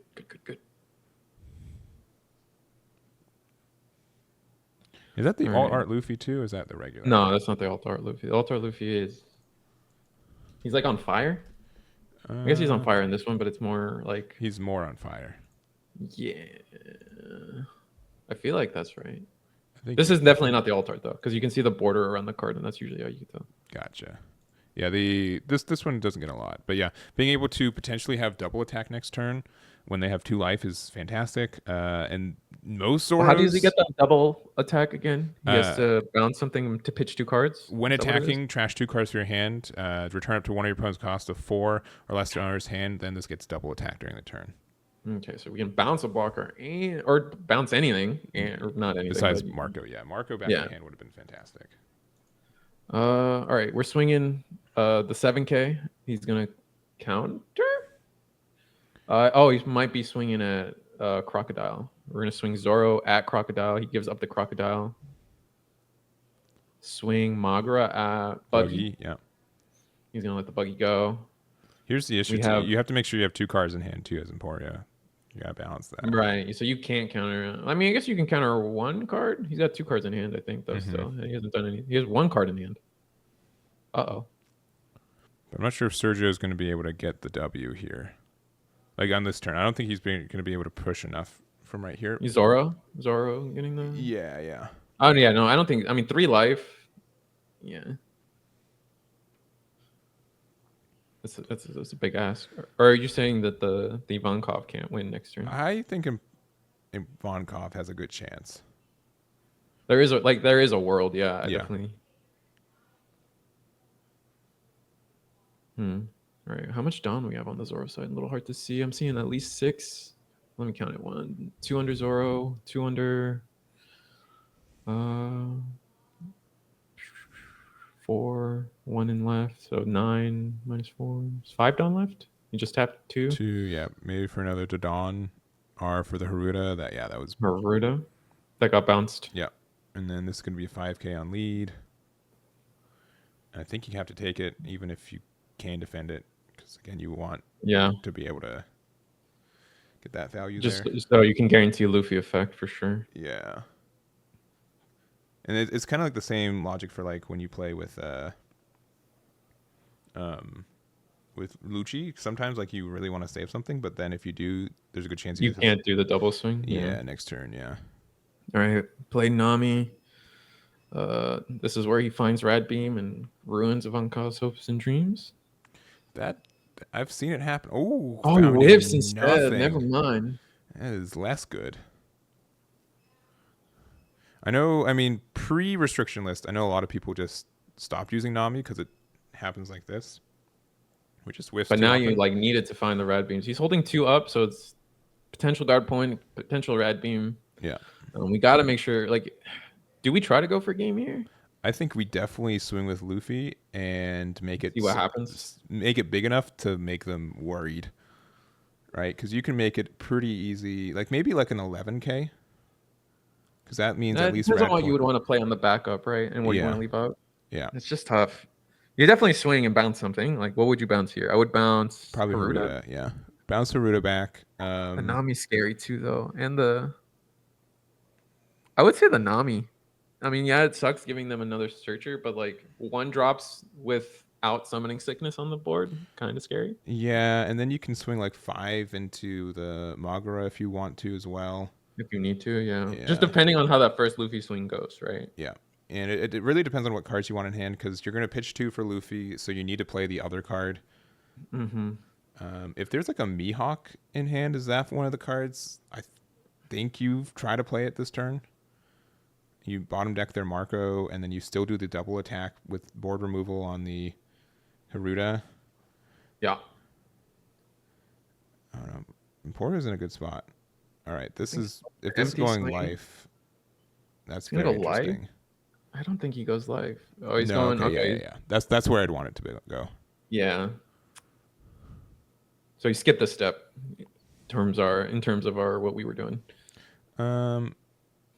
Right, because we were like, we wanted this Luffy swing to go first, see what happens if he takes the damage or not. He's swinging. Oh, this is huge. This is 10, 11, like 11, you said. Yeah. Pitches 2 2Ks. That hurts on the inside, but needs to be done. What does he get rid of? Nami. Okay, all right. So I was right for 11k. You were right with Nami. We're getting. We are quality. I'll work the gas. You work the wheel. Right. We'll get there. Yeah. All right. Single Rad Beam, 2k, and you need a 1k that we know we just added back to your hand. Which unfortunate, but either way, he was getting this 1k back. Yeah. Magra. See, he had the Magra on hand too. So like the Nami was like very scary. All right. Here, I think you swing into the Marco. Marco, right? Because now you know he got rid of an event, so the chances of one of the last 3 cards being an event, right? Because this is the new Marco. Yeah, this is the new Marco. Yeah, so you it needs to be an event to live it. Yeah. AK swing into, I imagine, Marco. Yeah, so this is I would think Marco because you can still pressure double attack with Luffy next turn, and if they don't want to get hit by double attack, they're gonna have to start swinging to a 7K instead of a 5K, which is hard. Yeah, and yeah. in your favor anyway. What do you do? Okay, he's still thinking about countering out. I think because you can. I think him 2K, thinking 1K, this long means yeah. he doesn't have the guard point. the event in hand. Yeah. But yeah, the reason we got rid of the 1-drop is because the Maguro that was in hand could buff it the Nami easier than the Dodon. Oh, we save it. Is that 2Ks? I think it's a 2K, 1K. It might have been 2Ks, but I know it was a Brook. I didn't quite see what the other card was. Oh, we bottom deck it. Ooh, that's so mean. Oh, it was at 10,000 worlds or 3,000 worlds. Oh, so that is dirty. So clean. That is dirty. That's so clean. Now he's left with a Nami in hand. Yeah. Unless the Nami was the one that I just don't remember. I didn't see that. Yeah. Oh, that's tough. That's so tough. And we know the Rad Beam's gone. We know.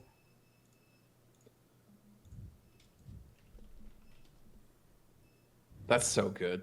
He's so excited. Here's the Nami. So it was probably like either. It doesn't matter at this point, but the Nami's here to be played. Plays a Zoro. Or finds a Zoro rather. 2 cards in hand. Ivankov is at 2 cards in hand with the permanent down under Zoro, which is only easier with Haruda out. Oh, true. Makes it very easy. Which begs the question: he should have played the Zoro and then Haruda, right? But oh well. Yeah. Oh wait, Nami. Nami. Yeah. We're good. We're solid. And now is just the question: like, where do I swing? Do I try to get rid of this Luffy, or not? I think he has to go for Luffy. All these he's doing a 7K swing at Luffy. Yeah. And if he's not, then I think that's wrong. Yeah. He does counter out. Oh, Soga King too. Soga King. That's a tech. And now I think you actually you can play Rush Zoro, put him at 7, and swing at Luffy again. What is this? This is 7. I think this is at Luffy again. Yeah. All right, I guess the Luffy. He gives it up. Yeah. Yeah. Because that's the thing. That's kind of the thing about this deck, though, right? Like the Luffy needs 2 cards in your hand, so you can't really defend it. Mm-hmm. Yeah, at this point, makes it so hard to defend. All right, and another Haruda, chunky swing. Yeah. I imagine at Ivankov. He gets it. All right. You just play the Nami. We know that there's Zoro in hand. But yeah. Tap 1 Chopper. Izo. Yeah.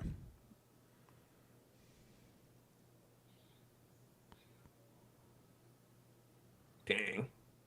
Yeah, I mean this is to me what always it finds a blocker Marco off of it too. Both one of this game. We've seen both. Assuming not running Newgate because that definitely could be. But yeah, that Zoro doesn't really run it yet, but it could be.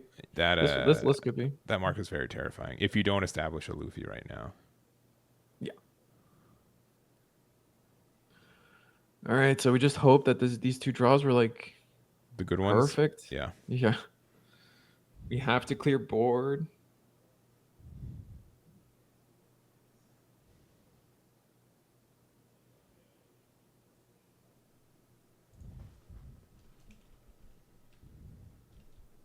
We have to clear board. I guess it just all depends on what he drew.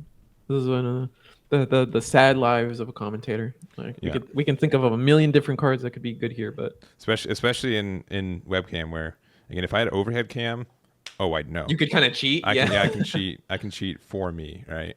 But a little bit harder to be like, hey, can you keep your hand on screen, but like try to make your opponent not look at it. Just do a little, just for me, just a little. Come on, please. All right, swing at Haruda. Probably. We know the hand is a 1K. Oh, at life. Oh, life. Okay. Feeling something. The 1-drop Perona. Okay, so he gets to set up his double draw. Yeah. And If so he can get rid of, I can't see why he can't get rid of this other card. So unless it's like a overheat or something. yeah, maybe it's a 9-drop Mihawk. That'd be huge. Even though I think. you'd want, it sure is. Holy. All right, get rid of the Haruda, yeah? I think so. Or the Nami? No, the Nami. Nah. Oh, it gets rid of Haruda. Okay. Since you know that there's not a... I mean, you have a good chance to know that there's not, then you're fine, but... Yeah, one's a Zoro, one's a Marco, and then we have one unknown, two unknowns. But dang.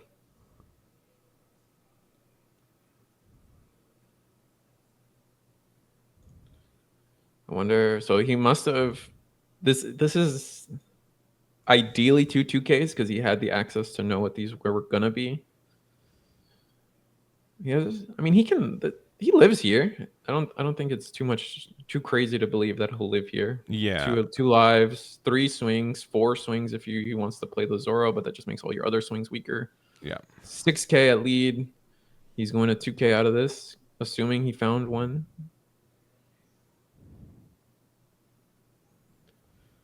Or just take it. Oh, that's tough. You could do it. Do something. Take it. Bomber. Oh, is it a trigger? Ooh. Triggered. Oh, what's the trigger on this? It's just bomb deck of 3 or less. So probably Nami. Okay. Or Izo. One of them, right? Yeah. I kind of would have. I mean, okay, maybe he has one at the top of his deck that he's going to draw into, but knowing that Marco's in hand, I would totally away that for Marco. Yeah. Unless you have access to another one, right? Mm-hmm. I think on top of that though, it's like this hand is scary, right? Like he could lose if he doesn't get rid of everything. And then that's a 1K? Yeah. So he got out of that swing. And he's gonna swing 5K again. He's gonna get out of that swing. Yeah. Oh, it was a 2K. No cards in hand. And now we have the choice of Zoro or Marco. It's Marco every time.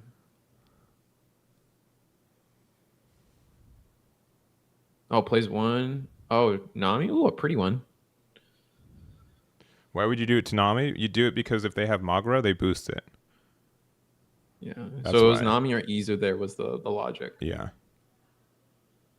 More times than not. And gets a 2K Brook off of the Nami. Oh, that's solid. Mm-hmm. That's a really good find. And then Marco. Yeah. So what the hand is Zoro, one card's dead. Yeah.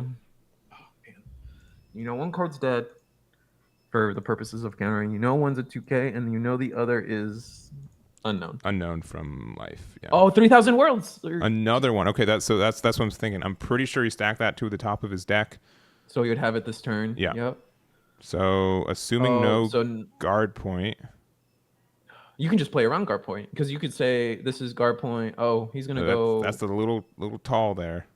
That's a little the wrong way. Yeah. That's a 7K. Yeah, guard point. You don't know it's in hand, right? It would have to have been there. Yeah. So there's a 2K. It's a Zoro, and it's just one unknown, like you said. Yeah. So which makes all the difference. Because if it's a 2K, then this 6K Emporio can't get over that. Oh no! 2 cards. 2K. Wait. How big is Perona? Is he a 1K? Perona is 2K, right? 2K, yeah. Wasn't that a 7K swing? And then 10K swing. I'm surprised he swung the 5K. We still got there, right? I think we got there. Yeah, I think we got there. Yeah, because he didn't get out of it. It was just... He did 2 cards. Oh, he did 2 cards. Okay. Yeah. Oh, okay. So that's where you were tripping? Yeah. It was a Brook and then another card. It okay. Was it was just underneath it. Yeah. Okay, and then he's talking about how he stacked Perona to be the 3rd card in his deck because he knew it was there. Because he knew that Marco was on the other one. So... Oh my god. Yeah. And then the last card in life was Marco. No, for for our boy here was the blocker guy. I forget his name. Yeah, I forgot his name too. Yeah. So for people who were confused, including us a minute ago, it was Emporio who got that. Not for nothing, but most decks at a high level the time is just a courtesy. We rarely go into time in this game, which is nice. Nice to have a game that doesn't go to time. Yeah, or that's not something that's always in the back of my mind. That's true. It helps that it's a best of one, right? Yes, so you can slow it down, take your time even, and still close out a game in time. Let's see. And let's see. Ollie was a smoker player. If chat's not lying. And but the restrictions switched to Lucci. Yeah, which I do. I do like Lucci right now. In general, stable horse. Let's see. Oh, Newgate going first. So this automatically means that I think Lucci has a shot. Oh, because they take the extra life, right? Yeah, they take the extra life. You're on your curve. This brand new is fantastic. And, see, I'm the kind of player that... Oh, and you put 3 CP9s in there. I mean, you didn't draw a card, but now you're... Two of them being blue nose kind of rough, though. Yeah, a little rough. If that blue nose was instead of a Kuzan and you get 2 CP9s in there, and you're still good, though. Yeah. You're still... Yeah, you're still happy that they're CP9s either way. Yeah. Only issue is that brand new does a little bit less work in this matchup, I'd say, but still very strong. For me, the logic against Whitebeard has always been like, especially this early turn, just swing. I would have just swung 7. I think there's definitely a lot of logic in saying I actually prefer to go first against Whitebeard because you can just force them to take an extra life they weren't planning on by swinging 8 early because they don't have the Dawn up, they don't have the event cards just quite yet in their hand. And then you just swing for 8. They take an extra life they weren't planning on, and now it makes their late game way more awkward. Yeah, and it depends. If you're Katakuri, I can see that because you can get to 8K a little bit cheaper. Lucci, though, I think Lucci's just so dependent on seeing 2, 4, 6 that it's very, very difficult to give that up. You go, yeah, that's fair. I can see that. And you need bodies on board. Oh, he takes you don't. Oh, see, 6K swing. That's interesting. Wait, no, I said see, but like that is very interesting that he had to block. See, I'm wrong. Yeah. Oh man. Weird. See. And got a Kuzan. Oh man, all the blue nose are down to hang. Oh no. Oh, and then you whiff those too. Oh, that's so unfortunate. Oh, that's only bad. Marines or only Navy after only CP9s earlier. Double, like you whiff every once in a while. But 2 whiffs? This is bad. That's bad. Yeah, that's real bad. Oh, that's rough. We're going to swing 6K clean. We're going to counter out of that one. That's so rough. Oh, Rush Luffy, which if they're running that means that your Borsalinos are not as good now. Just tough. That's tough. But he's 2 life with a grip of a hand, though. I mean, if you have, well, you're at 6 Dawn. You can do Kaku right now, get rid of the chopper, and then swing with Lucci. You could also, if you want, like Suru, and then get rid of the Lucci, or get rid of the Luffy if you want. But you could. It's tough. We'll just have to see. I really don't know. I mean, you could. I mean, is there a world where you like, let's say you put like, I don't know, we put 3 Dawn under Lucci, swing at the Luffy, and then if he chooses to block, you Lucci ability, swing again, demand more cards from your opponent. I don't know. If you have Kaku, I definitely play it. Just because he's a 6K body, it means that you can start swinging with Newgate for free now, and that's free. And then you can have a 6K swing and get rid of the chopper, which is kind of obnoxious. So. And probably one of your only targets for Kaku anyways. Depending on how much low end there is. All right. We're just going to Kuzan. Okay, I don't hate this, though. Kuzan's strong. Can put things set in up the your range. later turns, draw a card. And now they got to think, do I want a Shockwave and leave 2 open? Or, it looks like 7K in the lead. Or Luffy. And then we're just going to counter 2K. That's fine. Yeah, that's fast. All right. Again, there's few things that like frustrate me in this game, and one of them is when my opponent is Trafalgar Law and they have 5 cards on the board, but they're all active. And the second thing is when I'm playing against Newgate and they have 4 things on the board and they're all 6Ks and above. Like, what am I supposed to do with that? It's so rough. And I mean, like it just makes a lot of how do I explain this? It just makes life hard. Like It always, does. like having to swing 6K and another 6-drop Luffy or 5-drop Luffy rush. He's gonna swing it in. And Play another another chopper. chopper. No, I will say the choppers do less in this matchup because the Lucci can always get the free restand on these easy blockers. So it could be smoker. Smoker means a little bit of an issue there. And sorry about those flashes. That's on the webcam side, not ours. Apologies though. But it's 8 Dawn here. Do we ask him how many cards are in there? In where the hand? In their hand, yeah. It's more than Looks like 6 or 7 from Lucci on Lucci's side, and then Whitebeard's side it was like 8, 9, 10. It's like 8. I counted like 8. Yeah. One very long card. I'm not sure. Just it's a big purple grimace. Yeah. All right. Oh wait, he did a side ruffle just for me. I'm gonna say 9 cards. All right. But here's the issue though. If you put the 8 for Isho, then you have no other swings for the turn.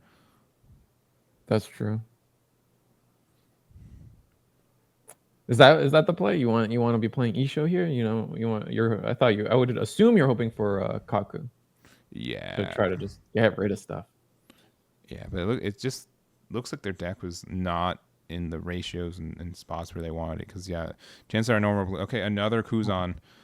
All right, we can take down a Newgate next turn if we so desire. Oh, he's replacing the board, and then Fukuru. Blocker, yeah. Ugh. And then do we swing with Kuzan? No, we can't. Never mind. Yeah. I'm a fool. You can, but you get nothing. Oh, this is tough. Yeah. Whitebeard is at what, 1, 2 life? Looks like 1. Yeah, and I think it's honestly it's just the fact that I don't think he just didn't draw the good cards. Oh, that's so unfortunate. I still think he has a chance. It just depends. I don't think he's out. He's 2 life is still a lot of life to chew through as anybody. You got blocker on board that can't be interacted with. And I'm still in the mindset that it's time to play the Newgate, which could still happen, but looking like that might be what happens. But the chances are way lower, right? We've done no searching. Yeah, 2K through. No, with a 6K, then probably not. 2K through. Oh, 9-drop beard is happening. Then he would have made it an 8K swing. Oh, fair. Then what could it be? Could be an ace. More choppers. Yeah. Oh, ace. No, ace. I don't think you would want to play ace on this board, right? You wouldn't be able to get any of the value from it other than extra rush.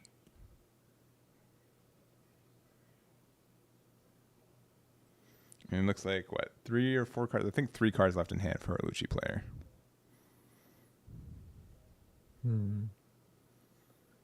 Yeah. All right, he's gonna. This is still the Whitebeard swing, so he's choosing the block. Yeah. All right, 7. Oh, you were right this time. Plays the ace for the extra swing. You don't have to sound surprised. I just did think I don't know, man. I feel like when you play ace, you want to take some stuff out, I get you. All right, so 2 Dawn up. We've done no searching, so any potential events that get played off of Whitebeard are just raw finds. Yeah. Or yeah. Yeah. Fresh finds. Fresh finds. Okay. All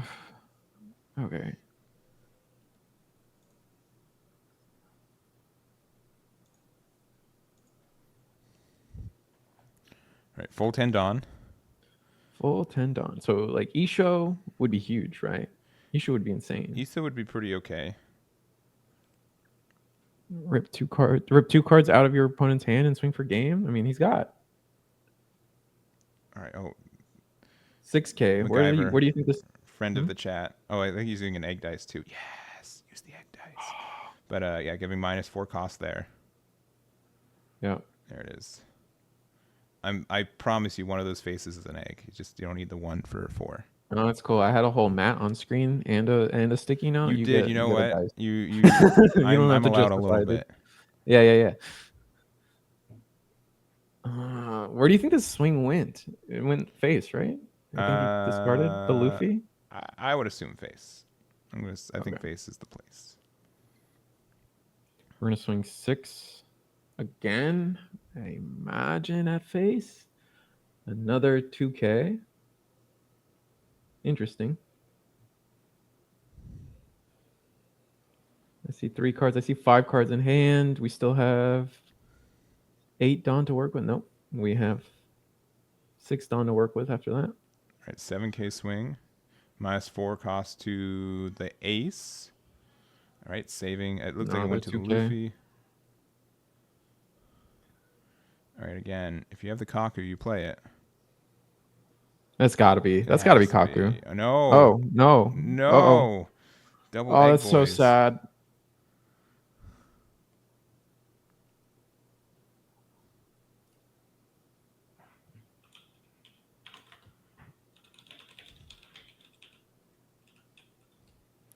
All right, so you have, I don't know. I will say, like, it is deceiving about how you know how much power is in there. But you know what? You have 2 Luffy's. Just Yeah, I think the double Luffy is just gonna be too much. And then you put everything under, and can he counter out of it? No, you cannot. And No, he you can't. cannot. Ugh. That's tough. He didn't see it. Like looking at this hand, he didn't draw any of his top end. That's so unfortunate. Just a bunch of Kumadoris. He lost all the blue nose. Yeah. He just didn't get to do Lucci / black things this game. He just kind of played cards. Yeah, like the big thing you get to do in this deck is that you are able to get a bunch of 6Ks on board, but you just saw none of them. It's just very unfortunate. Yeah. Same with 10 drop, right? You only get half the value. Yes. 10 Dawn makes it really rough. It does, yeah. And but traditionally, also now Newgate is less of a go long kind of deck, more aggressive now, which Linlinks can have some options to play into it and get some board tempo, but it's just a weird match back and forth. That makes sense. I see it. All right, so Linlin starts, slow starts from both players. We're just going to swing 6K and take it on the Linlin side and play the fancy new Robin from the tournament store tournament packs. Yeah, that is one of the better hits from those. And I think it's the same art is on the mat that they're also using. Yeah. All right. Well, forgive the regular art. If I had the real art, I'd do what I promised, but there we go. Yeah, I haven't found a good database that doesn't have all the cards filled with sample on them. It's always just a little feels bad. It is, but it's what it is. Yeah. All right, we're gonna play Opera. This one's Opera. I mean, personally, I'm more of a Baron Tamago kind of guy, but the 4-drop vanillas in these decks are pretty strong, especially into Newgate. So now you have a 6K you can knock on their door every turn with. So I do like that. That's for sure. We're swinging 6K. Oh, Shiro Hoshi. We got a lucky. We didn't even know this was there. No. And draw 3, discard 2. And the other thing for Linlin is Linlin's really okay with taking the first 2 hits because you want to get down to 3 life as soon as possible. And then you just start cycling, right? So, which can be a little bit dangerous against some aggressive decks, but also that means that Perospero and 7-drop off there. As you say, getting rid of the 7-drop because it's less effective on curve here. And that also just means you have 2 chances to hit like a Cracker in life or a Perospero, and that gets a lot of value too. So you're at 4 Dawn last turn. So yeah, going into your 6 Dawn turn, you don't need a 7-drop. It's just gonna be weird for you. Had he been going into a 7-drop turn next, I feel like keeping the 7-drop Linlin would have been okay. Yeah, I feel like the Whitebeard player would just be forced to let you heal off of it. I could be wrong though. I just feel like Whitebeard's whole thing is being able to draw their entire life quickly and then having just a huge hand size to piggyback off of for the rest of the game. Yeah. Finds an Atmos off the Ezo. Which you do have Dawn to play this turn if you so desire. And they do. That's exactly what he does. I still think it's so cool to me that we're still in a world where like vanillas just still have their value. Yeah, I say it like this of where like, man, I can't believe in this card game, I'm looking across the board, there's just this vanilla staring at me and I'm shaking. Like I'm like, oh my gosh, why couldn't have had effect to be a 5K? Like Exactly. This would make my life so much easier. Like was the Robin played this turn? it No. was last turn, but it's a Oh, but 4K. opted not to swing and Yeah, kill a yeah. Shirohoshi. I guess just not giving your opponent places to swing at. It's probably safe. Yeah, I mean, if you had Atmos in hand, you didn't need to play Ezo, then that probably was the play. But Yeah. probably also playing around whatever card that they. Actually, no, they're at 3 life. Yeah, I don't know. I'm not sure. That's weird. Yeah, I just feel like you. Oh wait, I guess we didn't know the shoot. No, we knew the Shirohoshi was there Because we swung with the leader white beard first. form. Yeah, yeah. Yeah. But it's also Linlin, so you don't really necessarily what's the word for it? You don't necessarily you're not afraid of them putting it back really early. Especially this is the 6th dawn turn, so you still got a turn of it. We're gonna swing 6 raw clean.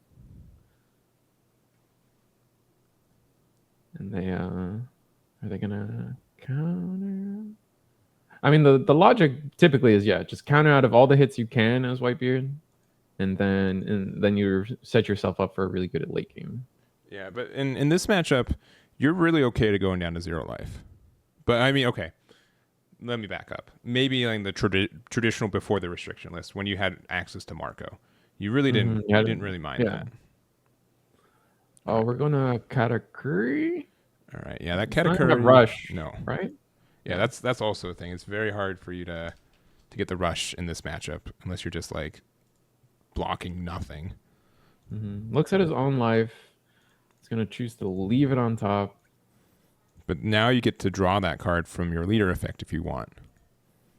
So if it's a card, or just opt to go for the bottom card. But he's gonna opt to go for the bottom card. Yeah. So card in life was good, kept it there, and does he choose to put it at the top or the bottom, or is it has to go to the top? Is what I'm asking. I think it has. Let me see. I know I play the deck a lot. I know I should know. No, it's okay. He puts it on top. It's only top. Yeah. Got you. You need top or bottom for the draw, and then top only. So for the heal, all right. Yeah. He takes the swing. Actually, that's a 7K swing, and Whitebeard takes it, which is, I want to say, I always say that's telling, but maybe he's just going for a more aggressive turn. Yeah. Well, again, like if you have 0 cards in life, then you can't get hit by like the 10 drop doesn't do anything to you. And especially, I mean, if the 10 drop card add the card from your life to your hand, it'd be different. But just the fact that 10 drop trashes the life is huge. Yeah, it's definitely warping. Oh, he's tapping out for this ace. Always, I feel like it's always super scary to tap out as Whitebeard, but he's got a stack. Yeah, because you will be going down to 1 life, but I don't think you're too afraid. Minus 3K on the. Oh, so does no? He can't even use Robin effects though. Oh, that's unfortunate. But you can swing Robin into the opera if you want. Yeah, I probably would have done that. I think you could leave the Robin standing and then swing. No, you can't even swing Ezo. Where's this Atmos going? They might be holding onto the Robin just in case they have like a Brûlé. Because that is the scariest one we're worried about. All right, let's the Atmos. Atmos swings into Opera, and we let it go. Yeah, but if you had one more Dawn, if you could have used, the Robin effect to get rid of the Katakuri, that would have been very strong. Roy Whitebeard swinging to leader, Strucing out, and then Ace swings at life. Thunderbolt, and I think Atmos is okay. So the best bet. And if you have 8 drop Katakuri to put the Ace back in their hand, it's pretty good. That's huge. Yeah, and then takes his last life. Here it's 7 drop. Yeah, here's the last chance to play this. Yeah, he's got 1 more life left. But I was gonna say that this is the last turn to play the 7 drop, for fun, or not 7 drop for fun, but effectively. For sure. And again, since you have that Katakuri out, it's a free 6K swing. 3, 4, 5, 6, 7, 8, 9 cards in hand. All right, Yikes. slam the E show.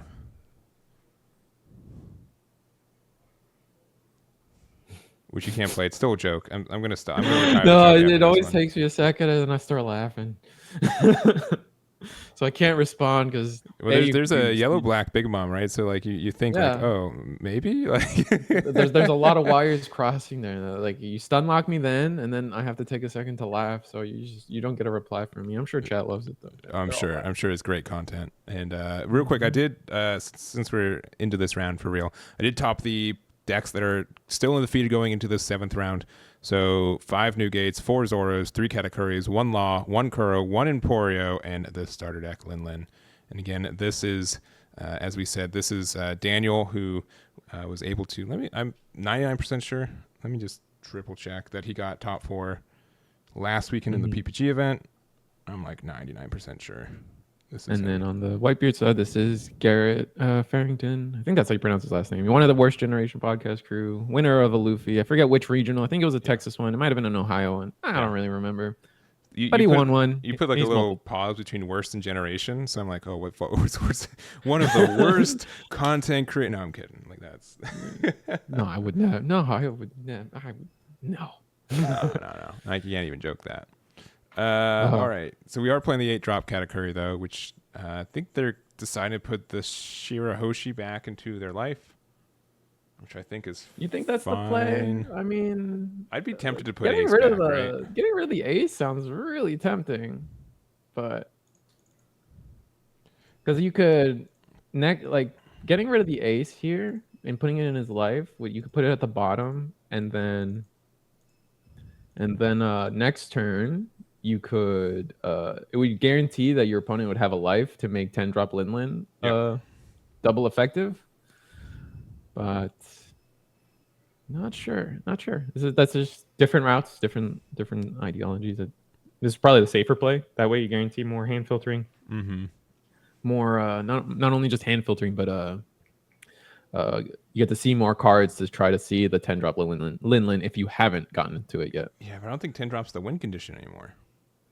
Yeah, that's fair. But I just always like the healing, is I guess my point of view. But we swung Ace.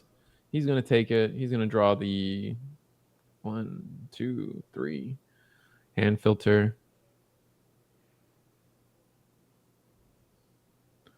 Gets rid of Rush Katakuri and Paraspero. Yeah, that Rush Katakuri is not getting rushed for the rest of the game.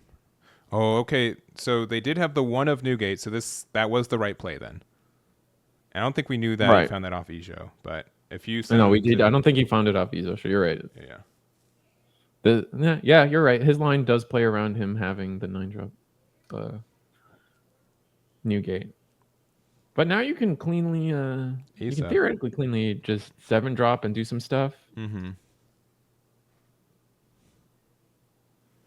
Man, this Nico's been hanging out all game, but it's just been staring. It's gonna be clutch. It's gonna be. Just wait.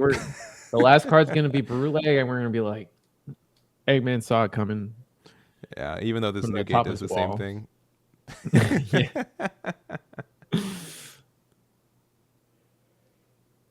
So we're still. I think we're still discussing the 8K swing. The 8K swing from leader. 2Ks, the Sanjin, and I think it's Truzen or Pudding. I think that's a Pudding. Okay. I don't know. I trust Either you. way, it was hard to see. The guy's got nothing under the table, so he's not cheating. I really had to say it. You do have to convince people sometimes that it's all skill. Yeah. You do. And this is one way to do it. It's like genius, dude. Yeah. Glass table. Again, pulls a thing of roaches out of nowhere. Like, wow. He not to dox them, but Daniel is saying like, yeah, I'm playing at a casino lobby right now, so he could be in Vegas. There could be some magic around him. Oh, that's interesting. I don't know his life situation, but it is interesting. There's plenty of casinos. I don't think that necessarily docks anyone. No. You have like 3 Hard Rocks in Florida alone. I think the only thing is it does dox a little bit because you know he can't be in a state that has illegal, like casinos are illegal. So that does shrink it a little bit. A little bit, yeah. I mean, yeah. This is gonna be a tough turn for Linlin. He's got, I imagine, with the amount of times he's filtered his hand, he's got definitely a lot of choices and a lot of wrong choices to be made. Yeah. So he's like, what do you do here? What would you do? I would, like, I think I just swing. Do you just swing face? No, he's got a grip. No, because there's like, okay, since unless they play the event card, which maybe that's the play now. Maybe people are crazy enough to play the event card to prevent you from taking life damage. I would never consider it, but it's also an event card and you can search it. But anyways, yeah, swinging 9. We don't know if it's at life or ace. it's probably an ace. What I was trying to wrap around to is that they're going to lose that next life no matter what now, because Newgate. Yeah. You only run one, and it's right there. 2Ks. So it must have been at leader. Or ace. They're both 7Ks. Oh right. Yeah. Oh no, wait, no. Whitebeard's even bigger. Whitebeard is. Oh, an 8K. Yeah. Yeah. All right, so we're swinging another. I think that's 3 Dawn. 9. So 9 at probably ace. Yeah. And imagine if you were going to defend the last one, you have to defend this one. But that's just draining your hand. All right, that gets rid of it.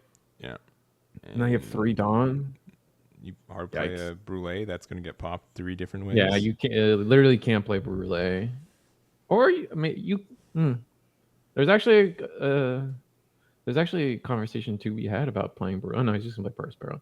Like you play the Brûlée now, force your opponent to because then the Whitebeard kills it too. So you have multiple ways, and you can keep the Robin standing the entire game, leaving Brûlées in hand. I like this play though because it just means that I like not swing with the 8K because it means that they can't pressure it down if they need to, and it just means like you have like a guaranteed swing. Oh, but he's just rifling through the. He has 9 cards in hand. He has a grip, 100%. Luckily, we won't see another Whitebeard come down. Oh, he's swinging. He's swinging with the Robin. I guess with Whitebeard established, like you're using the same. Yeah. The same logic by keeping him up. He swung 5. Yeah, he needs to still counter. Yeah. I think he stopped him. Okay, Brûlée. Yeah, of course. Just get it out. It's not doing anything for you. Swing 9K clean. Or 10K clean, sorry. Yeah. And into life. Takes it. We know it's a another one. No, we knew it was there. Okay, he knew it was there. Filter more. Again, 10 drop just does nothing for you anymore. So what do you discard? It's a Katakuri and a Sovereignty? Power Mochi. Oh, it is a Mochi. Interesting. All right. Clean 6K swing. So you got 9 down. I'd be tempted to keep the 8 drop around and then like just bounce Shirahoshi back again. Maybe that's not the play.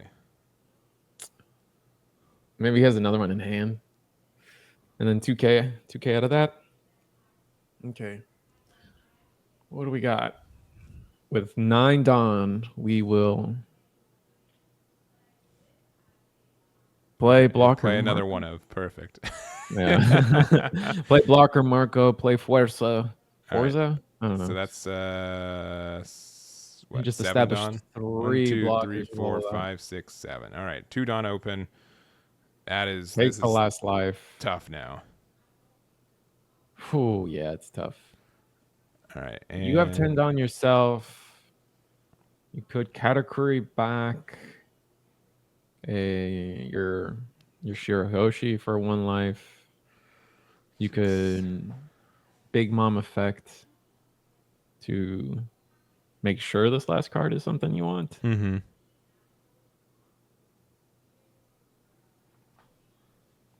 Oh, this is tough. This is where like Whitebeard gets so good. And behind all these blockers, and you're forced to put extra Dawn under everything to try to attack something, just makes just makes your life so hard. This Sparrow can't swing unless it's at Robin, without committing Dawn. Same with Leader.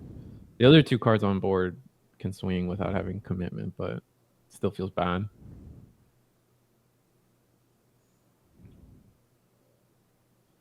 All right, swing.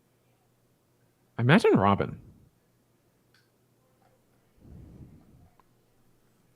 We got 6 cards in hand. I guess it's Robin. This is very difficult because you still have to try to survive your next turn and as well.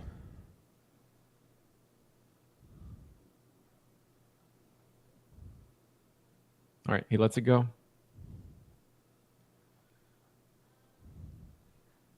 All right. What do you do? Is there a world where you Katakuri your opponent's board? You got like Katakuri the Marco, and then you know they're going to take that life anyway? Perhaps.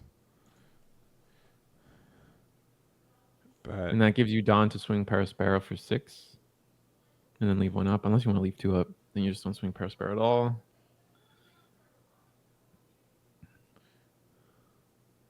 All right, 1 done on the Paro. 6k swing at lead. That's just a 1k. I mean, sure, Hoshi can swing.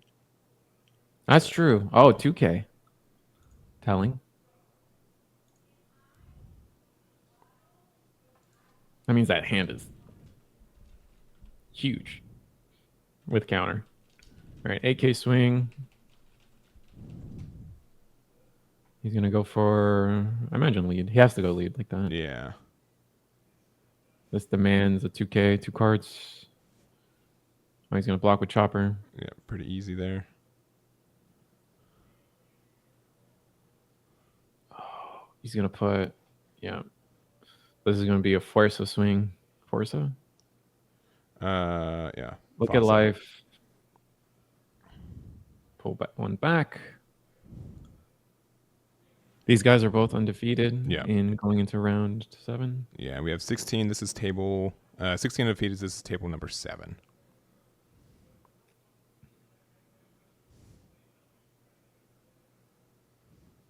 Guard point this swing.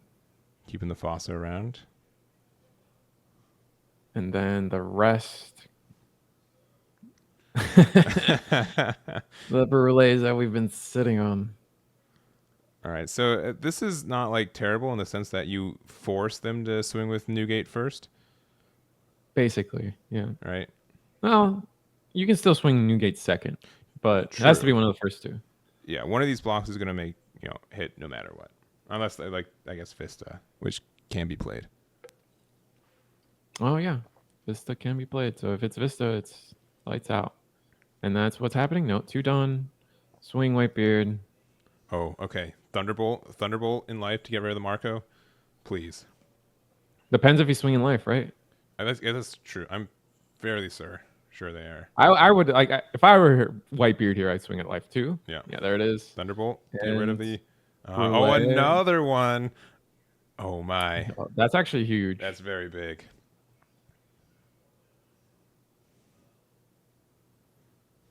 And that's the 4th Brule because they countered 1 earlier. Yeah. So he saw all 4 Brule. I mean, he did trigger 2 Shirahoshis. And did he trigger any puddings? I don't think he triggered any puddings. Swing 6k clean. I imagine at life.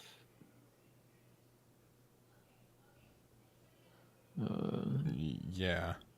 It has to be life, but yeah. Okay, pudding, 2k counter. And then what do you do as Whitebeard? 1, 2, 3, 4, 5, 6. You have 7. You have like 2 more damage you can do, and then you have to use your blockers to try to push it though. Yeah, and which is really good for Linlin. Yes, like 100%. You can't. I think with Whitebeard, you're there. You have blockers in hand. You establish more blockers. Ugh, I don't know. Yeah, imagine if he ran Fire Fist though. Like it's That'd just be wild. Over. This is the trash showing off. I guess he's looking for Brulees. I believe so. I mean, that doesn't really matter anymore. Thunderbolts. I think we're looking for Thunderbolts. Yeah. Well, Thunderbolts don't work anymore because you have to trash your life to pay the cost. That's fair.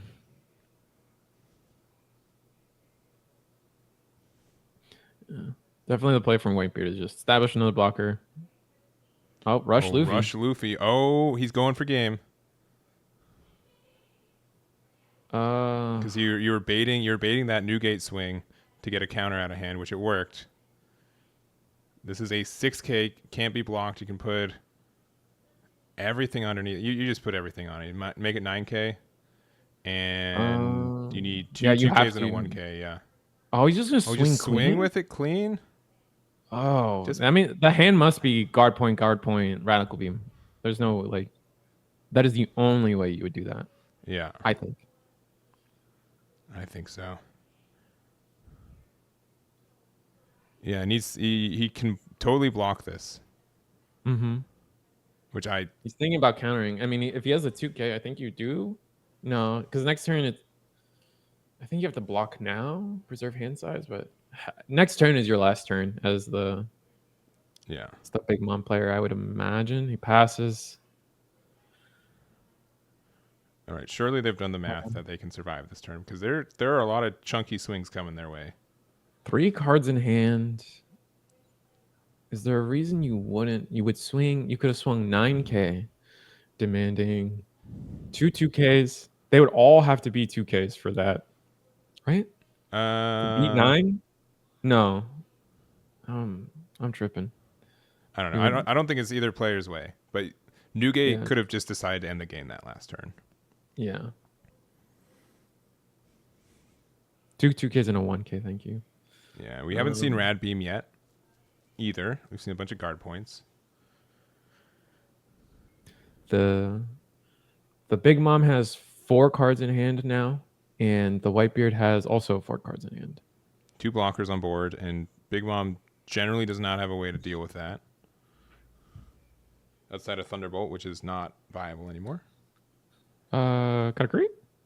Yeah, right? But like you get rid of one, and then you lose the game. Spray and pray. I'll just say you just lose. Oh, you'll okay. Yeah, immediately. 100%. They'll be like, sure, all right, pass. My turn, I win. Like, oof. Okay. You got me. Yeah. Dang. Secret rares are good.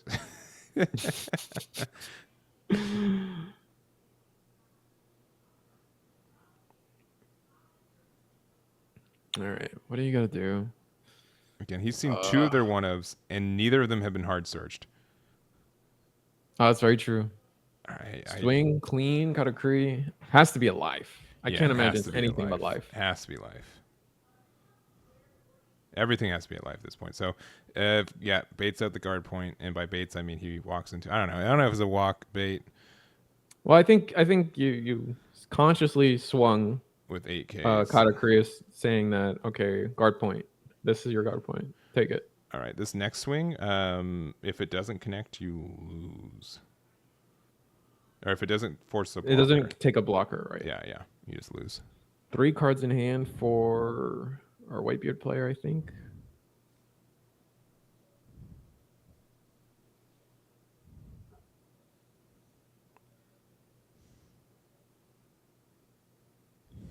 You could swing. That's tough. I don't know what you do.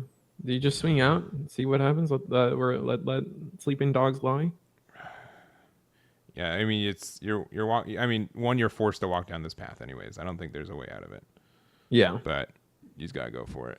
He didn't realistically. He's threatening 2 guard points, and a rad beam, but he could actually, just not have it. How many swings does he have? He's got 3 swings. How many cards? He has 3 swings, 2 blockers, 3 cards in hand.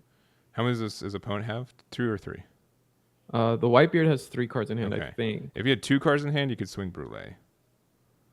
All right, so this is an 8K swing at life.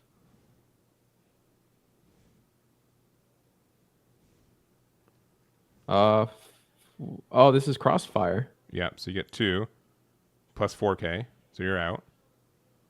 Yep. But he's tapped out.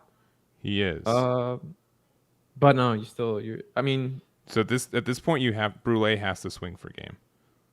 Yeah, actually. How big is Brule? 3K? No, Brule 2K. is so you need it's a 1K. Oh, ouch! You need 4. Oh, Yeah, so you need 5 on there. and all of yeah. Oh, that's difficult. Yeah, you just have to hope the 2 cards in hand are just dead. Which isn't impossible. No. But I don't think Whitebeard runs too many dead cards anymore with the loss of 9 Gate. Yeah. I mean, they could be events, but no. Yeah. 6 that Swing lead. big, swing bomb 6. If he just counters out of this, he just wins. Okay, yeah, you Yeah, just lose. shut All the right, door there out of him. is. It was All a right. 1K. Yeah. That'll be it. I mean, if you have Brulés in hand, does yellow have another blocker potentially? No, because I mean, even then, Newgate's just gonna plow through. Oh, he Yeah, gives it that's up. Yeah. Yeah. Yeah, the Sanji, an opera. Was that Katakuri? It looks like. Yeah. Yeah. If that was a chopper instead of that, the Struzen would be able to get rid of it and make the math a lot harder. But yeah, having the discount radical beam in the Fire Fist is good enough. So, but we've got this one, both players undefeated again. We do have 8 undefeated going into this round. Our only Kuro player versus one of 2 Katakuri players. And William Craddock, our will to win here, doing quite well today. We've seen a couple very near wins for him so far, and we'll see if that continues. Yeah. Very exciting, man, games every time we've watched them so far. Let me bring up, in case you guys don't know, which apparently we didn't fully know this card because it's got some extra tricks. Yeah. Apparently it's not once per turn. Yeah, the active main for this card is not once per turn. Yeah. Yes, both players 7-0. Correct. We're undefeated. Yep, undefeated. Because we had a full 10-24 today. Completely Kuro filled. starts and passes. So what's the play? You've tested Kuro. Do you think you want to go first or second? I think I've tested more than you, but like that's that's as far as it goes. Yeah. I played it once, right? Done. Oh, that's fair. That first trigger, not what you want. Ouch. That is 100% not what you want. Oh, we hyped this up. Oh, here we got the double Catman. Yeah, which will be good for getting 2 bodies on the board, but it does not interact with that cracker. So that is real unfortunate there. We have it does help. Yeah, go for it. I was gonna say it does help balance the unluckiness of hitting cracker first, right? Like you hit cracker first, but then you can respond with 2 bodies, and now you're like poised to do something cool. But yeah, this is gonna be a 7K swing into life. Yeah. Oh, he just took it. Oh, that's painful. Well, it just means you have to play around it for the rest of the game, right? So, like the next couple turns. So, yeah, just get it out of the way now, and then Jinzo 1K, yeah, and then Perospero. But this just means you can start pressuring the cracker now. It's back to a 5K because the Charlotte cracker effect is also on both turns. So, if you don't clear it, then if you don't take the hit, then you have to be swinging to a 6K, which is also pretty rough. Impressive. Yeah. Yeah. I honestly wish they had more both turn effects. I know we have like Zoro and Cracker, and that's kind of more or less it right now. I mean, we a couple more. We have like there's a few. Boa, Inazuma is one. That's true. Bluno, Boa. Yeah. That I think those are. There's probably a couple more like hidden there, but yeah, I can't think of too many. All right, so this is a clean Catman swing into Cracker, and he lets it go for no investment. Interesting. Yeah, I guess it's done its job. Yeah. We're gonna leader swing. We're gonna counter out of that one. We're going to Django. You want to say it? You can say it. Yeah, so he's gonna restand and go from there. Yeah, Django. Honestly, like this card a lot. I think it's very strong in the sense that it can be either make your leader a dual attack essentially, or double, like be able to just attack again in general, or being able to rest something that you can attack into. So I think the biggest thing with Kuro deck that at least that's turned me off of it is that we just don't really have a lot of 6K bodies that we can use that are East Blue to help use our leader effect. And because if there was like a 4-6 vanilla, Oh, Mm-hmm. I'd play that in this deck so much. I'd be on board. But without that access to you, I feel like you're missing out on a little bit. Yeah, and it's dual edged, right? You don't have enough weenies to really like search out the bodies you need, Yeah. and then you also don't have like a mid range. You're just playing all these like weird cards that like do slightly weird things, and then you tap them down to just swing big with your leader. Yeah, but Typically. it is nice to have like some cards to trigger off life, which means that the tempo means that you can use Kuro's effect again, which is nice. Oh, very true. There's gonna be a 6K swing at lead. He takes it. Shirahoshi. Yeah, I feel like yeah. he knew it was there. I didn't quite catch what he used his ability on. Yeah, I think he knew it was there. Mm-hmm. Yeah, the one Dawn All under. right. So one done under Kuro, or no, just empty Yeah, just swing. 5. Yeah, 5K. I think he's just leaving the Pero around, saying, you know what, it's more trouble that card is can grab a card out of hand. I'd rather you just have some bad cards in hand. Mm-hmm. All right, yeah, extra K. So, Yeah, making yep. sure. Django Another again, Django. and Django can reset Django, so a 7K into a Thunderbolt to get rid of the other Django. Man, this has been. Oh, that's been such a strong life. It has been super strong. We've seen turn one. First life was Cracker. Second life was. It might have been Smoothie. I think it was. I think he just took it. Maybe it was Smoothie. I think he just took it. Second The life third might life have been dead. Third life was Yeah. Shirahoshi. Fourth life was Lightning. Yeah. Thunderbolt. He's going to 5K swing at the Catman. Yeah. My And favorite then thing this is about gonna be- Thunderbolt too is that it can hit Borsalino on my opponent's turn if it's triggered off life. It's very strong. Oh, that is true. It's like the old jet pistol. Yeah. Mm-hmm.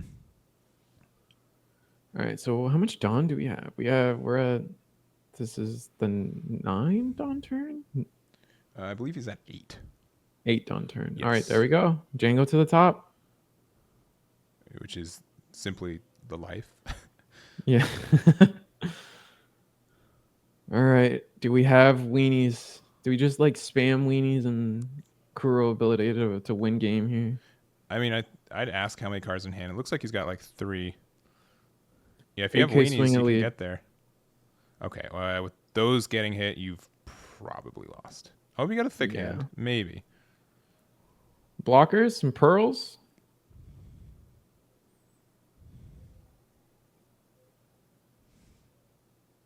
I hope.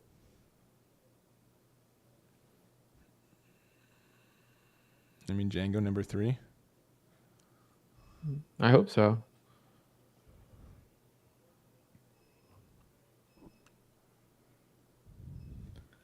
Dang. That life was just so good. Yeah, that if Thunderbolt if really that wasn't wrapped it Thunderbolt, up. I think, yeah, he had a really good chance. All right, we're just going to Pearl and pass.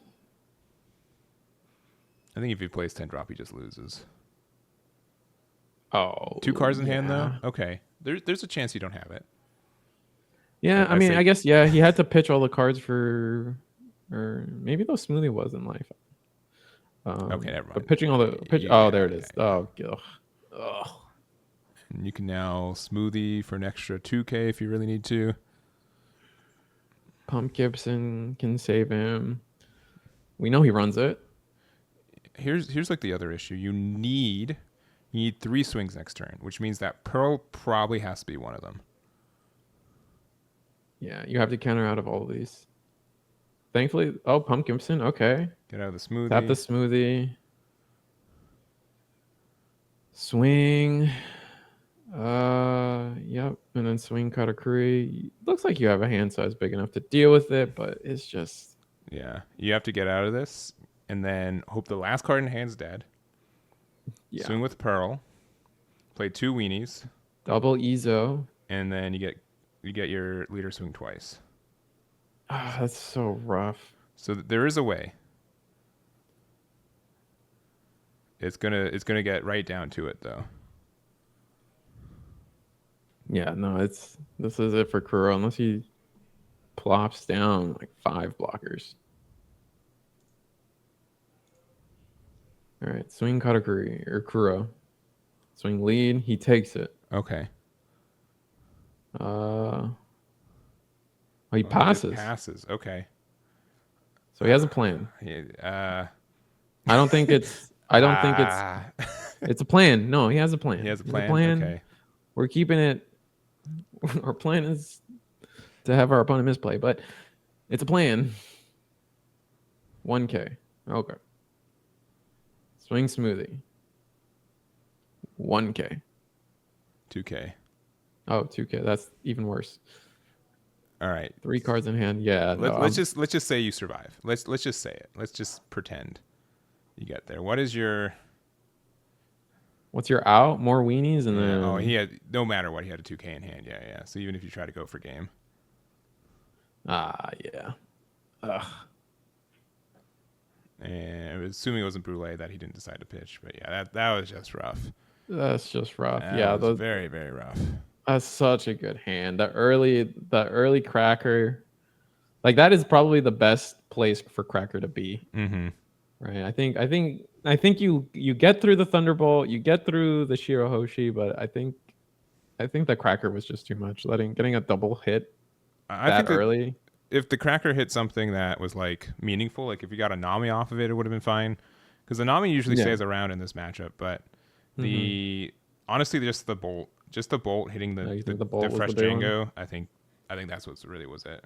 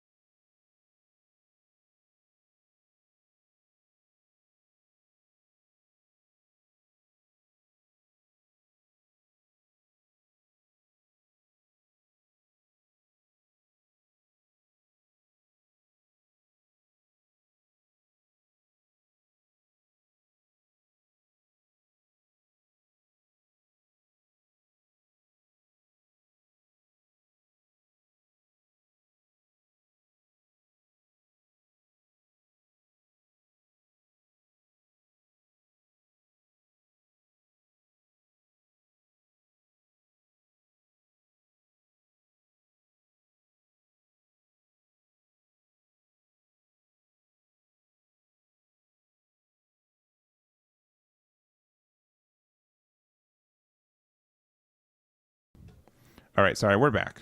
Sorry, we had to make sure that they're there. All right, we have our finals or semifinals. When did we lose sound? EggmanEvents.com. We can see top 2 lists for this weekend. But we do have our top 4 here. We have Katakuri versus Zoro. Table 1, Table 2, we have a Newgate mirror match, which means Newgate is guaranteed in that finals. So buckle up for that. If you're a supporter of the Worst Generation podcast, guys, it's Garrett Farrington's right there. Let's hope he gets into the finals and they can brag about it on Twitter and stuff. That'd be exciting. And Facebook and Discord and all their other stuff. TikTok and Snapchat. And I think they do TikTok. That'd be wild. I still haven't crossed that bridge myself. I have yet to. TikToks and even, was it Snapchats, Instagram? None of that. I don't do any of that. I just want to post videos online, man. Oh, I get it. But yeah, it should be pretty interesting. And something I was trying to say too is that, you know, this is a bit of a harsh cut for good decks right now because it's just kind of undefeated. I think there are a lot of X1 hopefuls that are there right now. I think all 4 of our players right now are pretty much guaranteed in top 32, but only one will get that first place here. That's very true. I think, yeah. It's hard to say. I mean, it's a little disappointing that we're going to get guaranteed after. If you told me at the beginning of the day, will Whitebeard win the tournament? I would have said no. It might get like a good, like a chunk of like the top 64, the top 32, whatever you're counting. But it's definitely not going to win. But now we've guaranteed one in the finals. Yeah, there's a 50% chance now. Mm-hmm. And we're going through this pretty, I'd say, normal plays. You know, Zoro getting some stuff. Buggy, not really a big threat for Katakuri. We have a lot of ways around that guy, so not Plenty a lot of slash. Non-slash,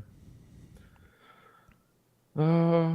Was it? Is it 4 life for? No, is it? We're at 3 life for Katakuri. It's a little hard to see with the Yeah, I setup. think we just hit to 3, and we just got a Katakuri off of that, or the Charlotte Cracker off of life, which Mm-hmm. is very strong when it's 5 life to 3 right now. I don't know if one of the other life was the. I think he hard played the Pro Sparrow. I think he hard played the Pair of Sparrows. But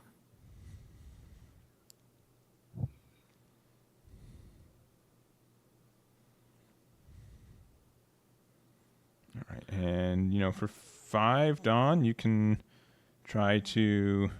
I don't know. The fact that you didn't put a Dawn underneath Zoro means that you didn't want to be that aggressive. You have a yeah, play you have a like plan. Marco, yeah. What would that plan be? It looks like. I mean, he played Buggy, so he probably found an event off that, and then you establish your 1-drop engine if you have it. That's tough. Oh, he puts it down now to do the Ezo. Oh, okay. Interesting. Okay. I mean, he got the life. Like, it doesn't matter because he Yeah. got the life anyway with the Zoro swing. Mm-hmm. Definitely not the most efficient way to do things. Ooh, and then Double a Fire Fist. Fire Fist, which gets rid of the cracker, so you don't have to be worried on getting hit by the, as I say, the crackback. Got him. Got him. Yeah. Oh, So man. I don't think it's even a bad play. Like, sure, it's like technically Dawn inefficient, but it still worked out to where you wanted to be. You kind of, I doubt he thought like the 5K swing was going to go through. He's just trying to get a card out of hand. Yeah. And then when it did go through, he kind of adjusted from there. Mm-hmm. So, yeah. Just, yeah. I mean, he had nothing to lose, nothing to gain. It's like the same outcome either way. Looks at the top of his life with 2 Dawn, so this was an 8K swing. And kept it there and left 4 Dawn open. open. At the Ezo. Yeah, 4 Dawn open. What is his hand? Yikes. Yeah, his hand is. I mean, we saw last game had a fantastic hand. This game looking like not so much. Yeah. Man, what is? I mean, Zoro's board is empty, so there's hope. I mean, he's clearly not. He did Fire Fist, which is painful, but that is 2 cards at hand. And then on top of that, I think Ezo didn't find much. And he's just got nothing. He's got no pressure on board. There's like, I feel like if he had 1-drops, he would just play them out now. Mm-hmm. Sometimes if they just, it's one of those things where the player, if they're not making the easy like snap plays, then they probably just don't have it. Yeah. You see, like when they do have the snap play, you see it. Like I don't even think like it goes all the way up to the brain. It like goes to the from the hands. Physically play Nami. Yeah. It's like a reflex. Yeah. That's kind of cool. All right. What do you do? So wait. Sorry. We're at 1, 2, 3, 4, 5, 7 Dawn. 8 Dawn. 7 Dawn. 7 Dawn. Yep. So what? You can play. You could play Ace if you have it, and then take care of. No, you don't get the rush because you're not Whitebeard. So you're probably not playing Ace. You could rush Luffy, rush Zoro, any version of your 1-drops, or your hand is just filled with events and you're just struggling. Okay, 1 Dawn on 0, swing 7. Or swing 6. 6, yeah. Okay, 2K out. Doesn't matter where it went because, countered out. Oh, we're going to play Gordon, and then probably Marco away the Sparrow. Yeah. Yep. That is the play. Or Vista. Any combination of. Yeah, you're right, Marco. But I think Izo found the Marco. Earlier. Yeah. I know that this Gordon is a decision point for deck building if you want to keep it or not. Like it's kind of dead at hand, but it does make some math easy. So. I mean, it's minus 6K, right? So you pay 1 and you can minus 3K, yeah. Oh, 3K. Which one's 6? I don't remember. But being that's able still to, a lot. Yeah, paired with Marco for 6 Dawn, you get rid of a 6K. So that's like, kind of huge. Yeah, 2 cards for like a jet pistol and a 7-drop. 8-drop Katakuri to put it back. Send the Marco back and puts it to the bottom. Yeah. All right, just leaving Zoro's board clean. Probably the best plan. Make his leader effect kind of null and void for a while. Yeah, which is pretty unusual. They're usually pretty good at getting like yellow's not known for having clear boards against them. You know what I mean? Yeah, right. Because he just hasn't played it. He just hasn't played them. He played one Ezo, one buggy, swung the following turn, and then they just got picked off after that. So Zoro's struggling for resources. I think he's got 3 cards in hand. We're gonna play Ezo. All right, looking at top 5. But this is gonna be so good for if Katakuri has a top heavy hand, which all Chances signs are. point north. Yeah. He could just 10 drop Big Mom and then just slowly start getting away with this game pretty quickly. And it looks like Katakuri is actually a 4 life.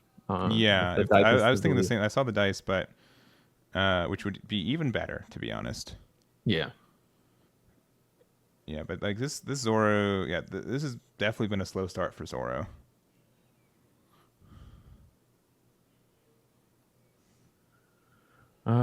Rush Zoro swinging for 6. We're gonna 2K out of that one. 3 cards in his opponent's hand. Another Zoro. Okay, so that explains some of why the board has been as light as it has been. Yeah. Is he gonna swing another 6? I imagine, you do, right? Yeah, I mean, you wouldn't play it if you weren't gonna swing with it, right? Or you could just leave it up. But I don't see it. I don't see the value in that.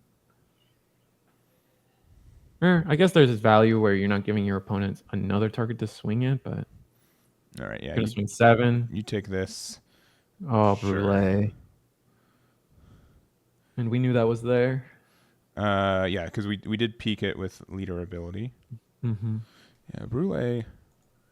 It's been kind of underperforming for me because it's incredibly, you can remove it incredibly easy. There's so many answers, absolutely. But at the same time, they have to have the answer. Yeah. It's one of those things where like if you have to make your opponent's life difficult and you have to make your opponent have the outs to what you're doing. And we're just gonna 10 drop. Oh my god. Yeah. So just like we swung, we countered out of one of the Zoro swings.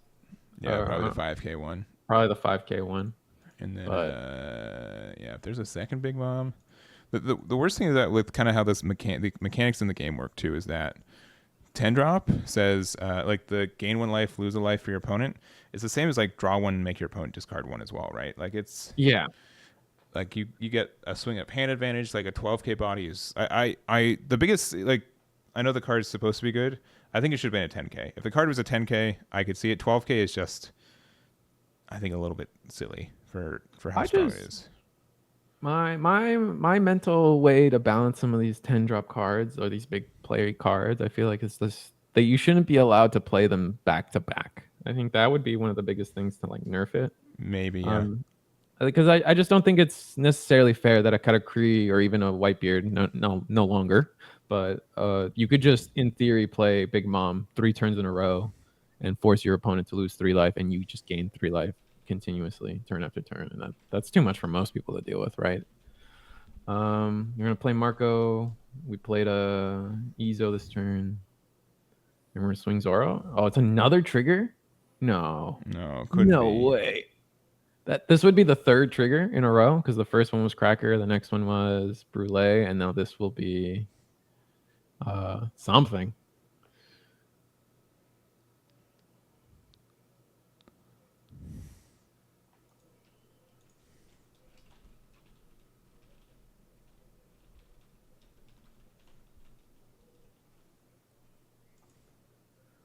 All right, Zoro swing 7K. Didn't opt it, and then we're at 1 life.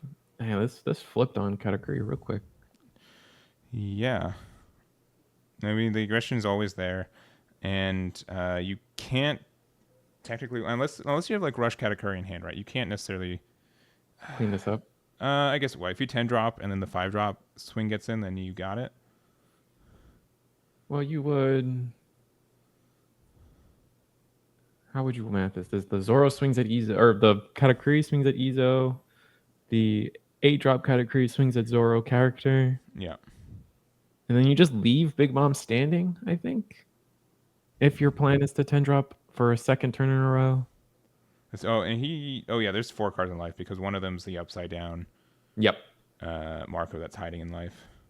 This is the first real damage he's done. All right. Yeah, 8 this is the first real damage he's for done. Katakuri. Okay, Marco's first sending to the bottom of your opponent's deck, I guess. And then 2 Dawn open for either a sovereignty, threatening sovereignty. Gets rid of the board. I mean, sometimes that's all you need. He's only got like what, 1 card in hand? Ugh. I believe so.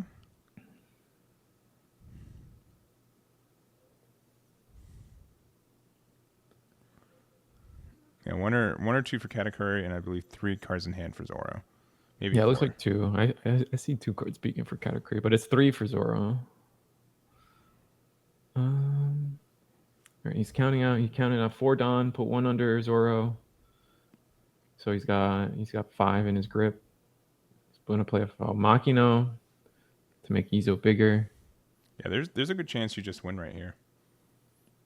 Actually, that's very true. Depending on rush Luffy's and stuff, and you don't know what the last life is as Katakuri either. But if it's a card that has like if it's a Charlotte Cracker though, you might just lose. Oh, right. Okay. There's the sovereignty. Yep. Oh, does he have 1 card in hand? They're looking like he now has 1 card in hand. The Katakuri has 1 card in hand now. Yeah. After the sovereignty, and now two cards in Zoro's hand. He's gonna put 5. Oh, he's gonna try to kill the Katakuri, the 8 drop. I think that's fair. It's 10. Oh, no. Life. Okay. No trigger. Oh, he's got way more than... He has more than 1 card in hand, though. He's got... Oh, 3. Yeah, you're right. Yeah, he's got like 5, yeah. Oh, yeah. Whoa. And so he has to play... He can't win. I mean, if you got 10 drop again and heal and clear board... Yeah, that would be the play if you have it.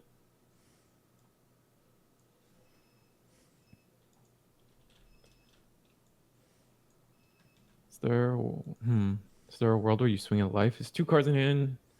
You would need all these swings to land, and you would need to Big Mom. Oh, but the first one landing is tempting. Huge. Yeah. Oh, this is... Oh, this is danger. Okay. To get out of this. Oh, is that it? Is this it? 10 drop and then swing with... Oh, it was a rad beam. It's definitely a rad beam. Don't bait me like this. Oh, he's going to swing. Oh, no. Oh, come on. Nope. Oh, really? Wait. Yeah. What was his plan? Oh, no. Wait, he didn't use any Dawn. He didn't use any Dawn. Yeah, you clear board then. That seems wrong. This is weird. He didn't use any Dawn, right? Like... No, none Dawn. Right? Yeah. What was that? Huh. 2K. Yeah, I'm confused. I mean, he like those 2 cards he just pitched for counter are are nothing, and then he had 7 drop mom. 7. I mean, 7 drop mom something, right? Oh, something. All right. Yeah, like I feel like you should you should have played the Big Mom, right? And then yeah. Well, let's go to. If you had played it. It is what it is. I'm going to table 2. We'll see if that is the way. 10 whole channel points. What do you get for winning the prediction, or do you not get any? You get a ratio of channel points back. Oh, sick. All right, so don't vote for Zoro, guys. I think it's Newgate. Yeah. I got 10 channel points that I don't want to lose. So. Oh yeah. 2 Dons the way. Yeah. All right. Using the Whitebeard Pirates. Yep. Zoro wins second. Yeah. What has he got? Looks like he didn't whiff. Or he's faking it. He's really good at faking it. All right, there is Whitebeard Pirates. Pretty solid. I mean, it's from set 2. No one really played in set 2, but now that there's enough Whitebeard Pirate cards to facilitate it, it's pretty good. Well, it's also Izo, right? Because like in theory, you could your Whitebeard periods, if it doesn't search the one thing you were looking for, you can then turn around and then grab an Ezo more than likely than not. And then Ezo will search you another 10. And now you just dug 10 cards, almost a third of your deck, fourth of your deck to just get exactly what you want. Yeah. And we are best of one. This is still technically just Swiss finals. And there's no day 2 or anything. So this is obviously the last game for us. All right, so Gordon is played off the other Don, and Whitebeard swings clean 6K. You're going to 2K counter out of that. And what do we do with what should be 4 Don? No, 3 Don, yeah, because they went first. I'm starting to think that maybe the Newgate did lose the dice roll, and then Zoro decided to go second. I thought I saw that they rolled an 8, but it might have just been a 5. Because I still think Newgate would have loved to. Newgate probably would have wanted to go second this matchup. Yeah, I think, yeah. And also with my logic, it was always based on the fact that Newgate does like going second, so you just kind of let them play the game they want, and then have your game plans prepped. But sure. Zoro is thinking. He's got 4 Don to work with. You could potentially. There's no way to get rid of Robin. Robin's uber scary. You could Gordon, and then nope. No, just going. Yeah, you take big. that damage. Oh, did he take it? Did he take the 8K early? Yeah. On the first possible turn he could. As if like Risu has been saying that for like the entire day. I don't know. Seems suspicious.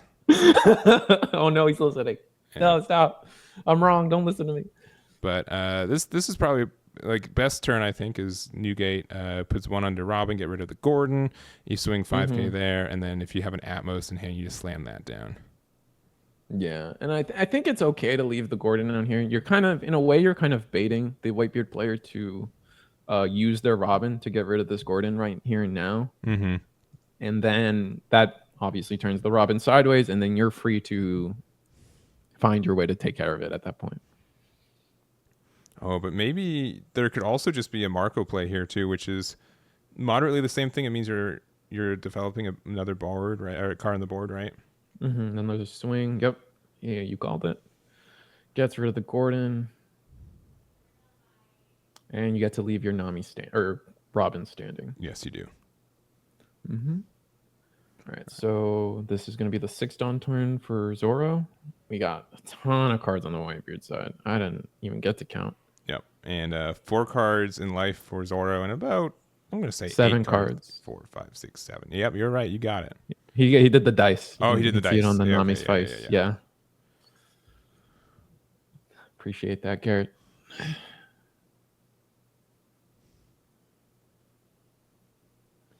So 6 Dawn means you can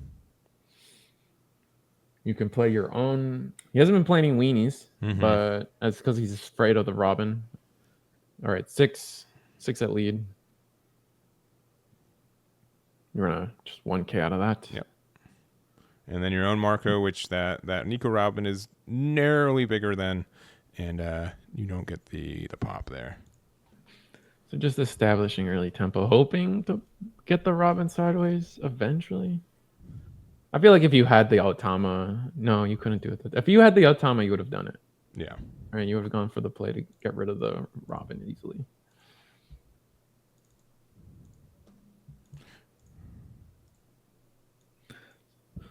All right. So, Fire Fist gets rid of the Mark. No. Oh, he gets rid of the Fire Fist. Yeah. And then swing Robin, 5K at 5K. Oh no, that wasn't Fire Fist. I think that was Crossfire. Crossfire. Yeah. So being able to use that, I think you get to pop the Marco there. So let me bring the card up. So Robin has the effect for that, and then Crossfire. Yeah. So you can give something minus 4K. So you did it on the Marco, which then also means that now you can start swinging to the Marco instead. Which I don't know if that's better, but you can start clearing their board. But definitely really good synergy with the card.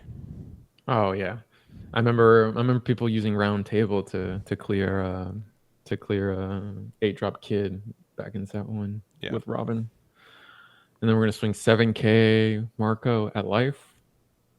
That's a. Is that a Ooh, Fire Fist? Fire Fist. Oh, Yep, that gets rid of the Robin. Robin there. Honestly, like the only card that card hits in most of these decks, right? Yeah, this Whitebeard doesn't really run low to the ground unless it's weenies that you don't care about. Mm-hmm. Some Forzas, some Choppers, but those are all late game cards anyway. Or at least I feel like the proper way to play Whitebeard typically is to save those cards for the end board state, so you're not getting any rogue Fire Fists or rogue, jet pistols or anything that could potentially like kill them for free. How many cards in hand? I think it should be 6. We're gonna swing 7 at life. He's gonna take it. And then, yeah, 6 cards in hand. And he's going to draw, go to 7. Or it's just 6 now. That's always such a huge hand size, though. It's so tough to deal with. All right, tap 1. We're going to play Buggy, search top 5 for an event card. Event cards are just spells in this game. Just have little effects that you play. What does he find? It looks like he whiffed. I didn't quite catch if he pulled anything. I'm going to pull 1 under Zoro. I'm giving 1k to his entire board. And then you have 6 Dawn to work with. What could you possibly do with 6 Dawn? You have quite a bit. Yeah, you have plays. Let's see. 6 Dawn means another Marco is on the table. Some 1-drops that we haven't really seen. And they're kind of safe to play now that the Robin is off the table. We haven't seen Dodons. We haven't seen Makinos, Otamas, Magaras, Izos even. Yeah, and for sorry, I was just checking. So Fire Fist was used was tossed to revive the Marco, and then he tossed the Marco for 1k after I believe he was swinging into the Marco again to try to get it. Okay. There it is. Yeah, so we're just double checking. Appreciate you guys being on the alert. It is finals. We want to make sure it's as clean as possible. So all is good. Mm-hmm.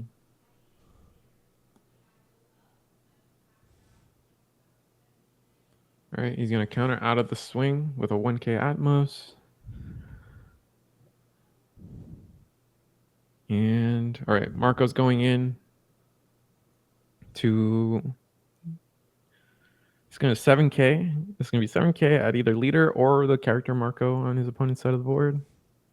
We're going to counter out. Ooh, Fire Fist or Red Hawk killing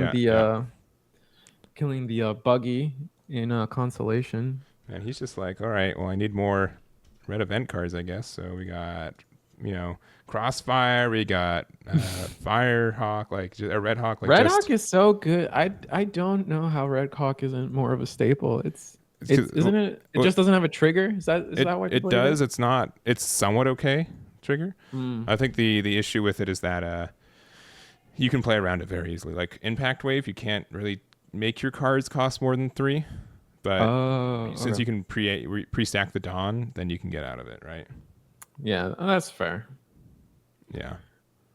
And this is blocker Marco on Zoro's side, the alt art. We got 7 cards. Oh, 9 gate on curve. That's devastating. Yep. Well, they saw their 1 of Marco, so okay, cool. I'll see my 1 of Newgate. Newgate, swing 8. Looks like. Oh no, we tapped the Dawn for that, so it's gonna be. That must have been a leader swing. So tap 1, go to 8, tap the second. That feels rough. Unless you're trying to keep character cards in hand for their counter power, or so you can play them next turn. Like getting over countering like that is. Oh, that's rough. He's only got 2 cards in hand too. 2 cards in hand. Yeah, this is looking pretty dire. He can still develop a big enough board to like deal with this. Yeah, so we got the Dan.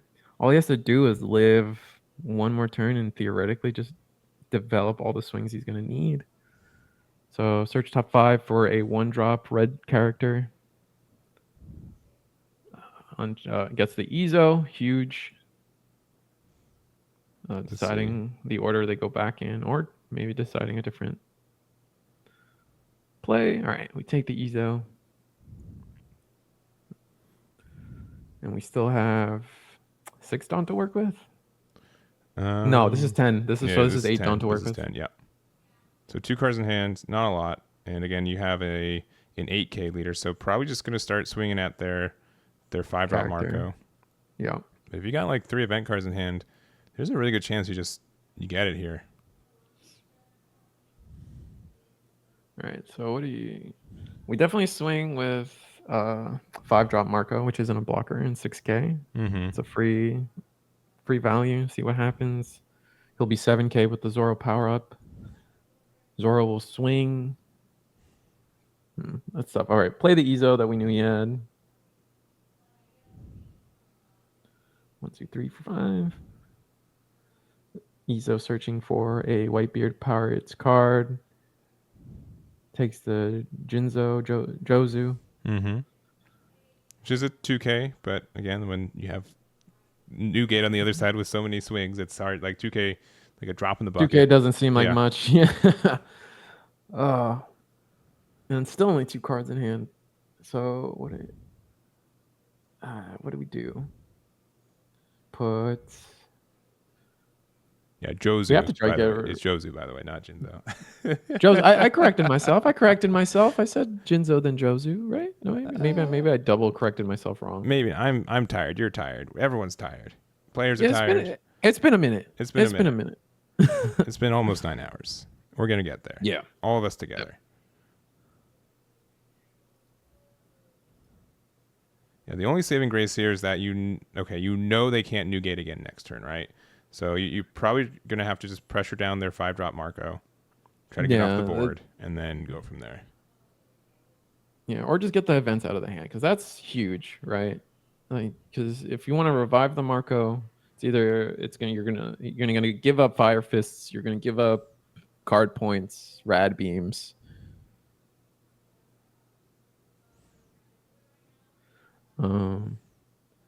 Yeah, having to, I imagine. Yeah, so he guard pointed twice. Because I think he's used to 5K math, where it's like a 5K leader plus 2 is 7, and or used to Radical Beam, just getting out of it, right? Which is I think it's more of, I think the reason he over guarded with guard point was because he wanted to keep the other cards in his hand. Like one of those cards was this Dodon, right? Probably, and you can't, like, if you counter out with this Dodon, then you're just not developing board anymore. So I think you were just in an awkward hand position where using both your guard points was just the correct play in the world where, like, you needed to play this Dodon that gets you your Ezo. This Ezo got him Jozu, so he was able to loop a little bit. Yeah. So it may look like a misplay, but like we just don't know the hand, right? Maybe it was probably the best play yet. Yeah, but here we're using Ace here, probably giving the minus to the Marco, and both Marcos. Both Marcos, yeah. And then that makes them small enough. That makes the blocker one small enough to get hit by Whitebeard, right? Yeah. But I wonder if you care to use the 2 Dawn for that. Oh, true, because you could potentially just lose on a crackback if you don't develop a blocker. Yeah. And only with 2 cards in hand, there's a good chance that, this Newgate swings in, and then a 7/7 gets there. But I don't know if you have to be so greedy. Because then he would go up to 4 cards in hand, and then that's a lot of commit. We're gonna go swing 6. All right, and also if you block with your Marco here and revive it, it's back to a 5K. Yep. Because it comes back from grave. It doesn't like negate its deletion. It actually does die. All right. Yeah. Which is also why it'd be very difficult to have like a once per turn effect. Like a hard once per turn of this without any like additional rules mechanics being involved around. Right. You'd have to do something weird. And he's gonna choose to take it, no trigger. 3 cards in hand. All right, you're playing a bunch of weird events. We're seeing Seaquake. Remember that, Marco? Oh. All right, we're gonna swing Ace at life. We know he's got a Jinzo in hand or Jozu in hand. Oh man. Now he takes this. So we're gonna commit the Dawn. I think we just play blocker. Yeah. I don't think realistically we can commit Dawn to leader. So we're just gonna swing 6. We know he has Jozu.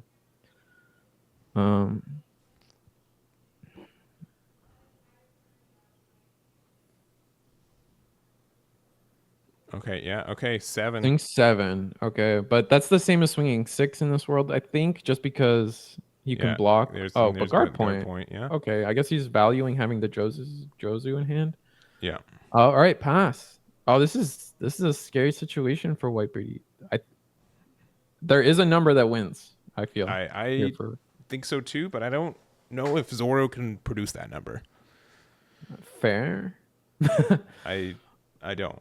And it's also like the weird situation where you want to try to clear bodies on board too, maybe. But at the same time, if you can get rid of a 7k ace, it just also means you could have gone for game. Yeah, exactly.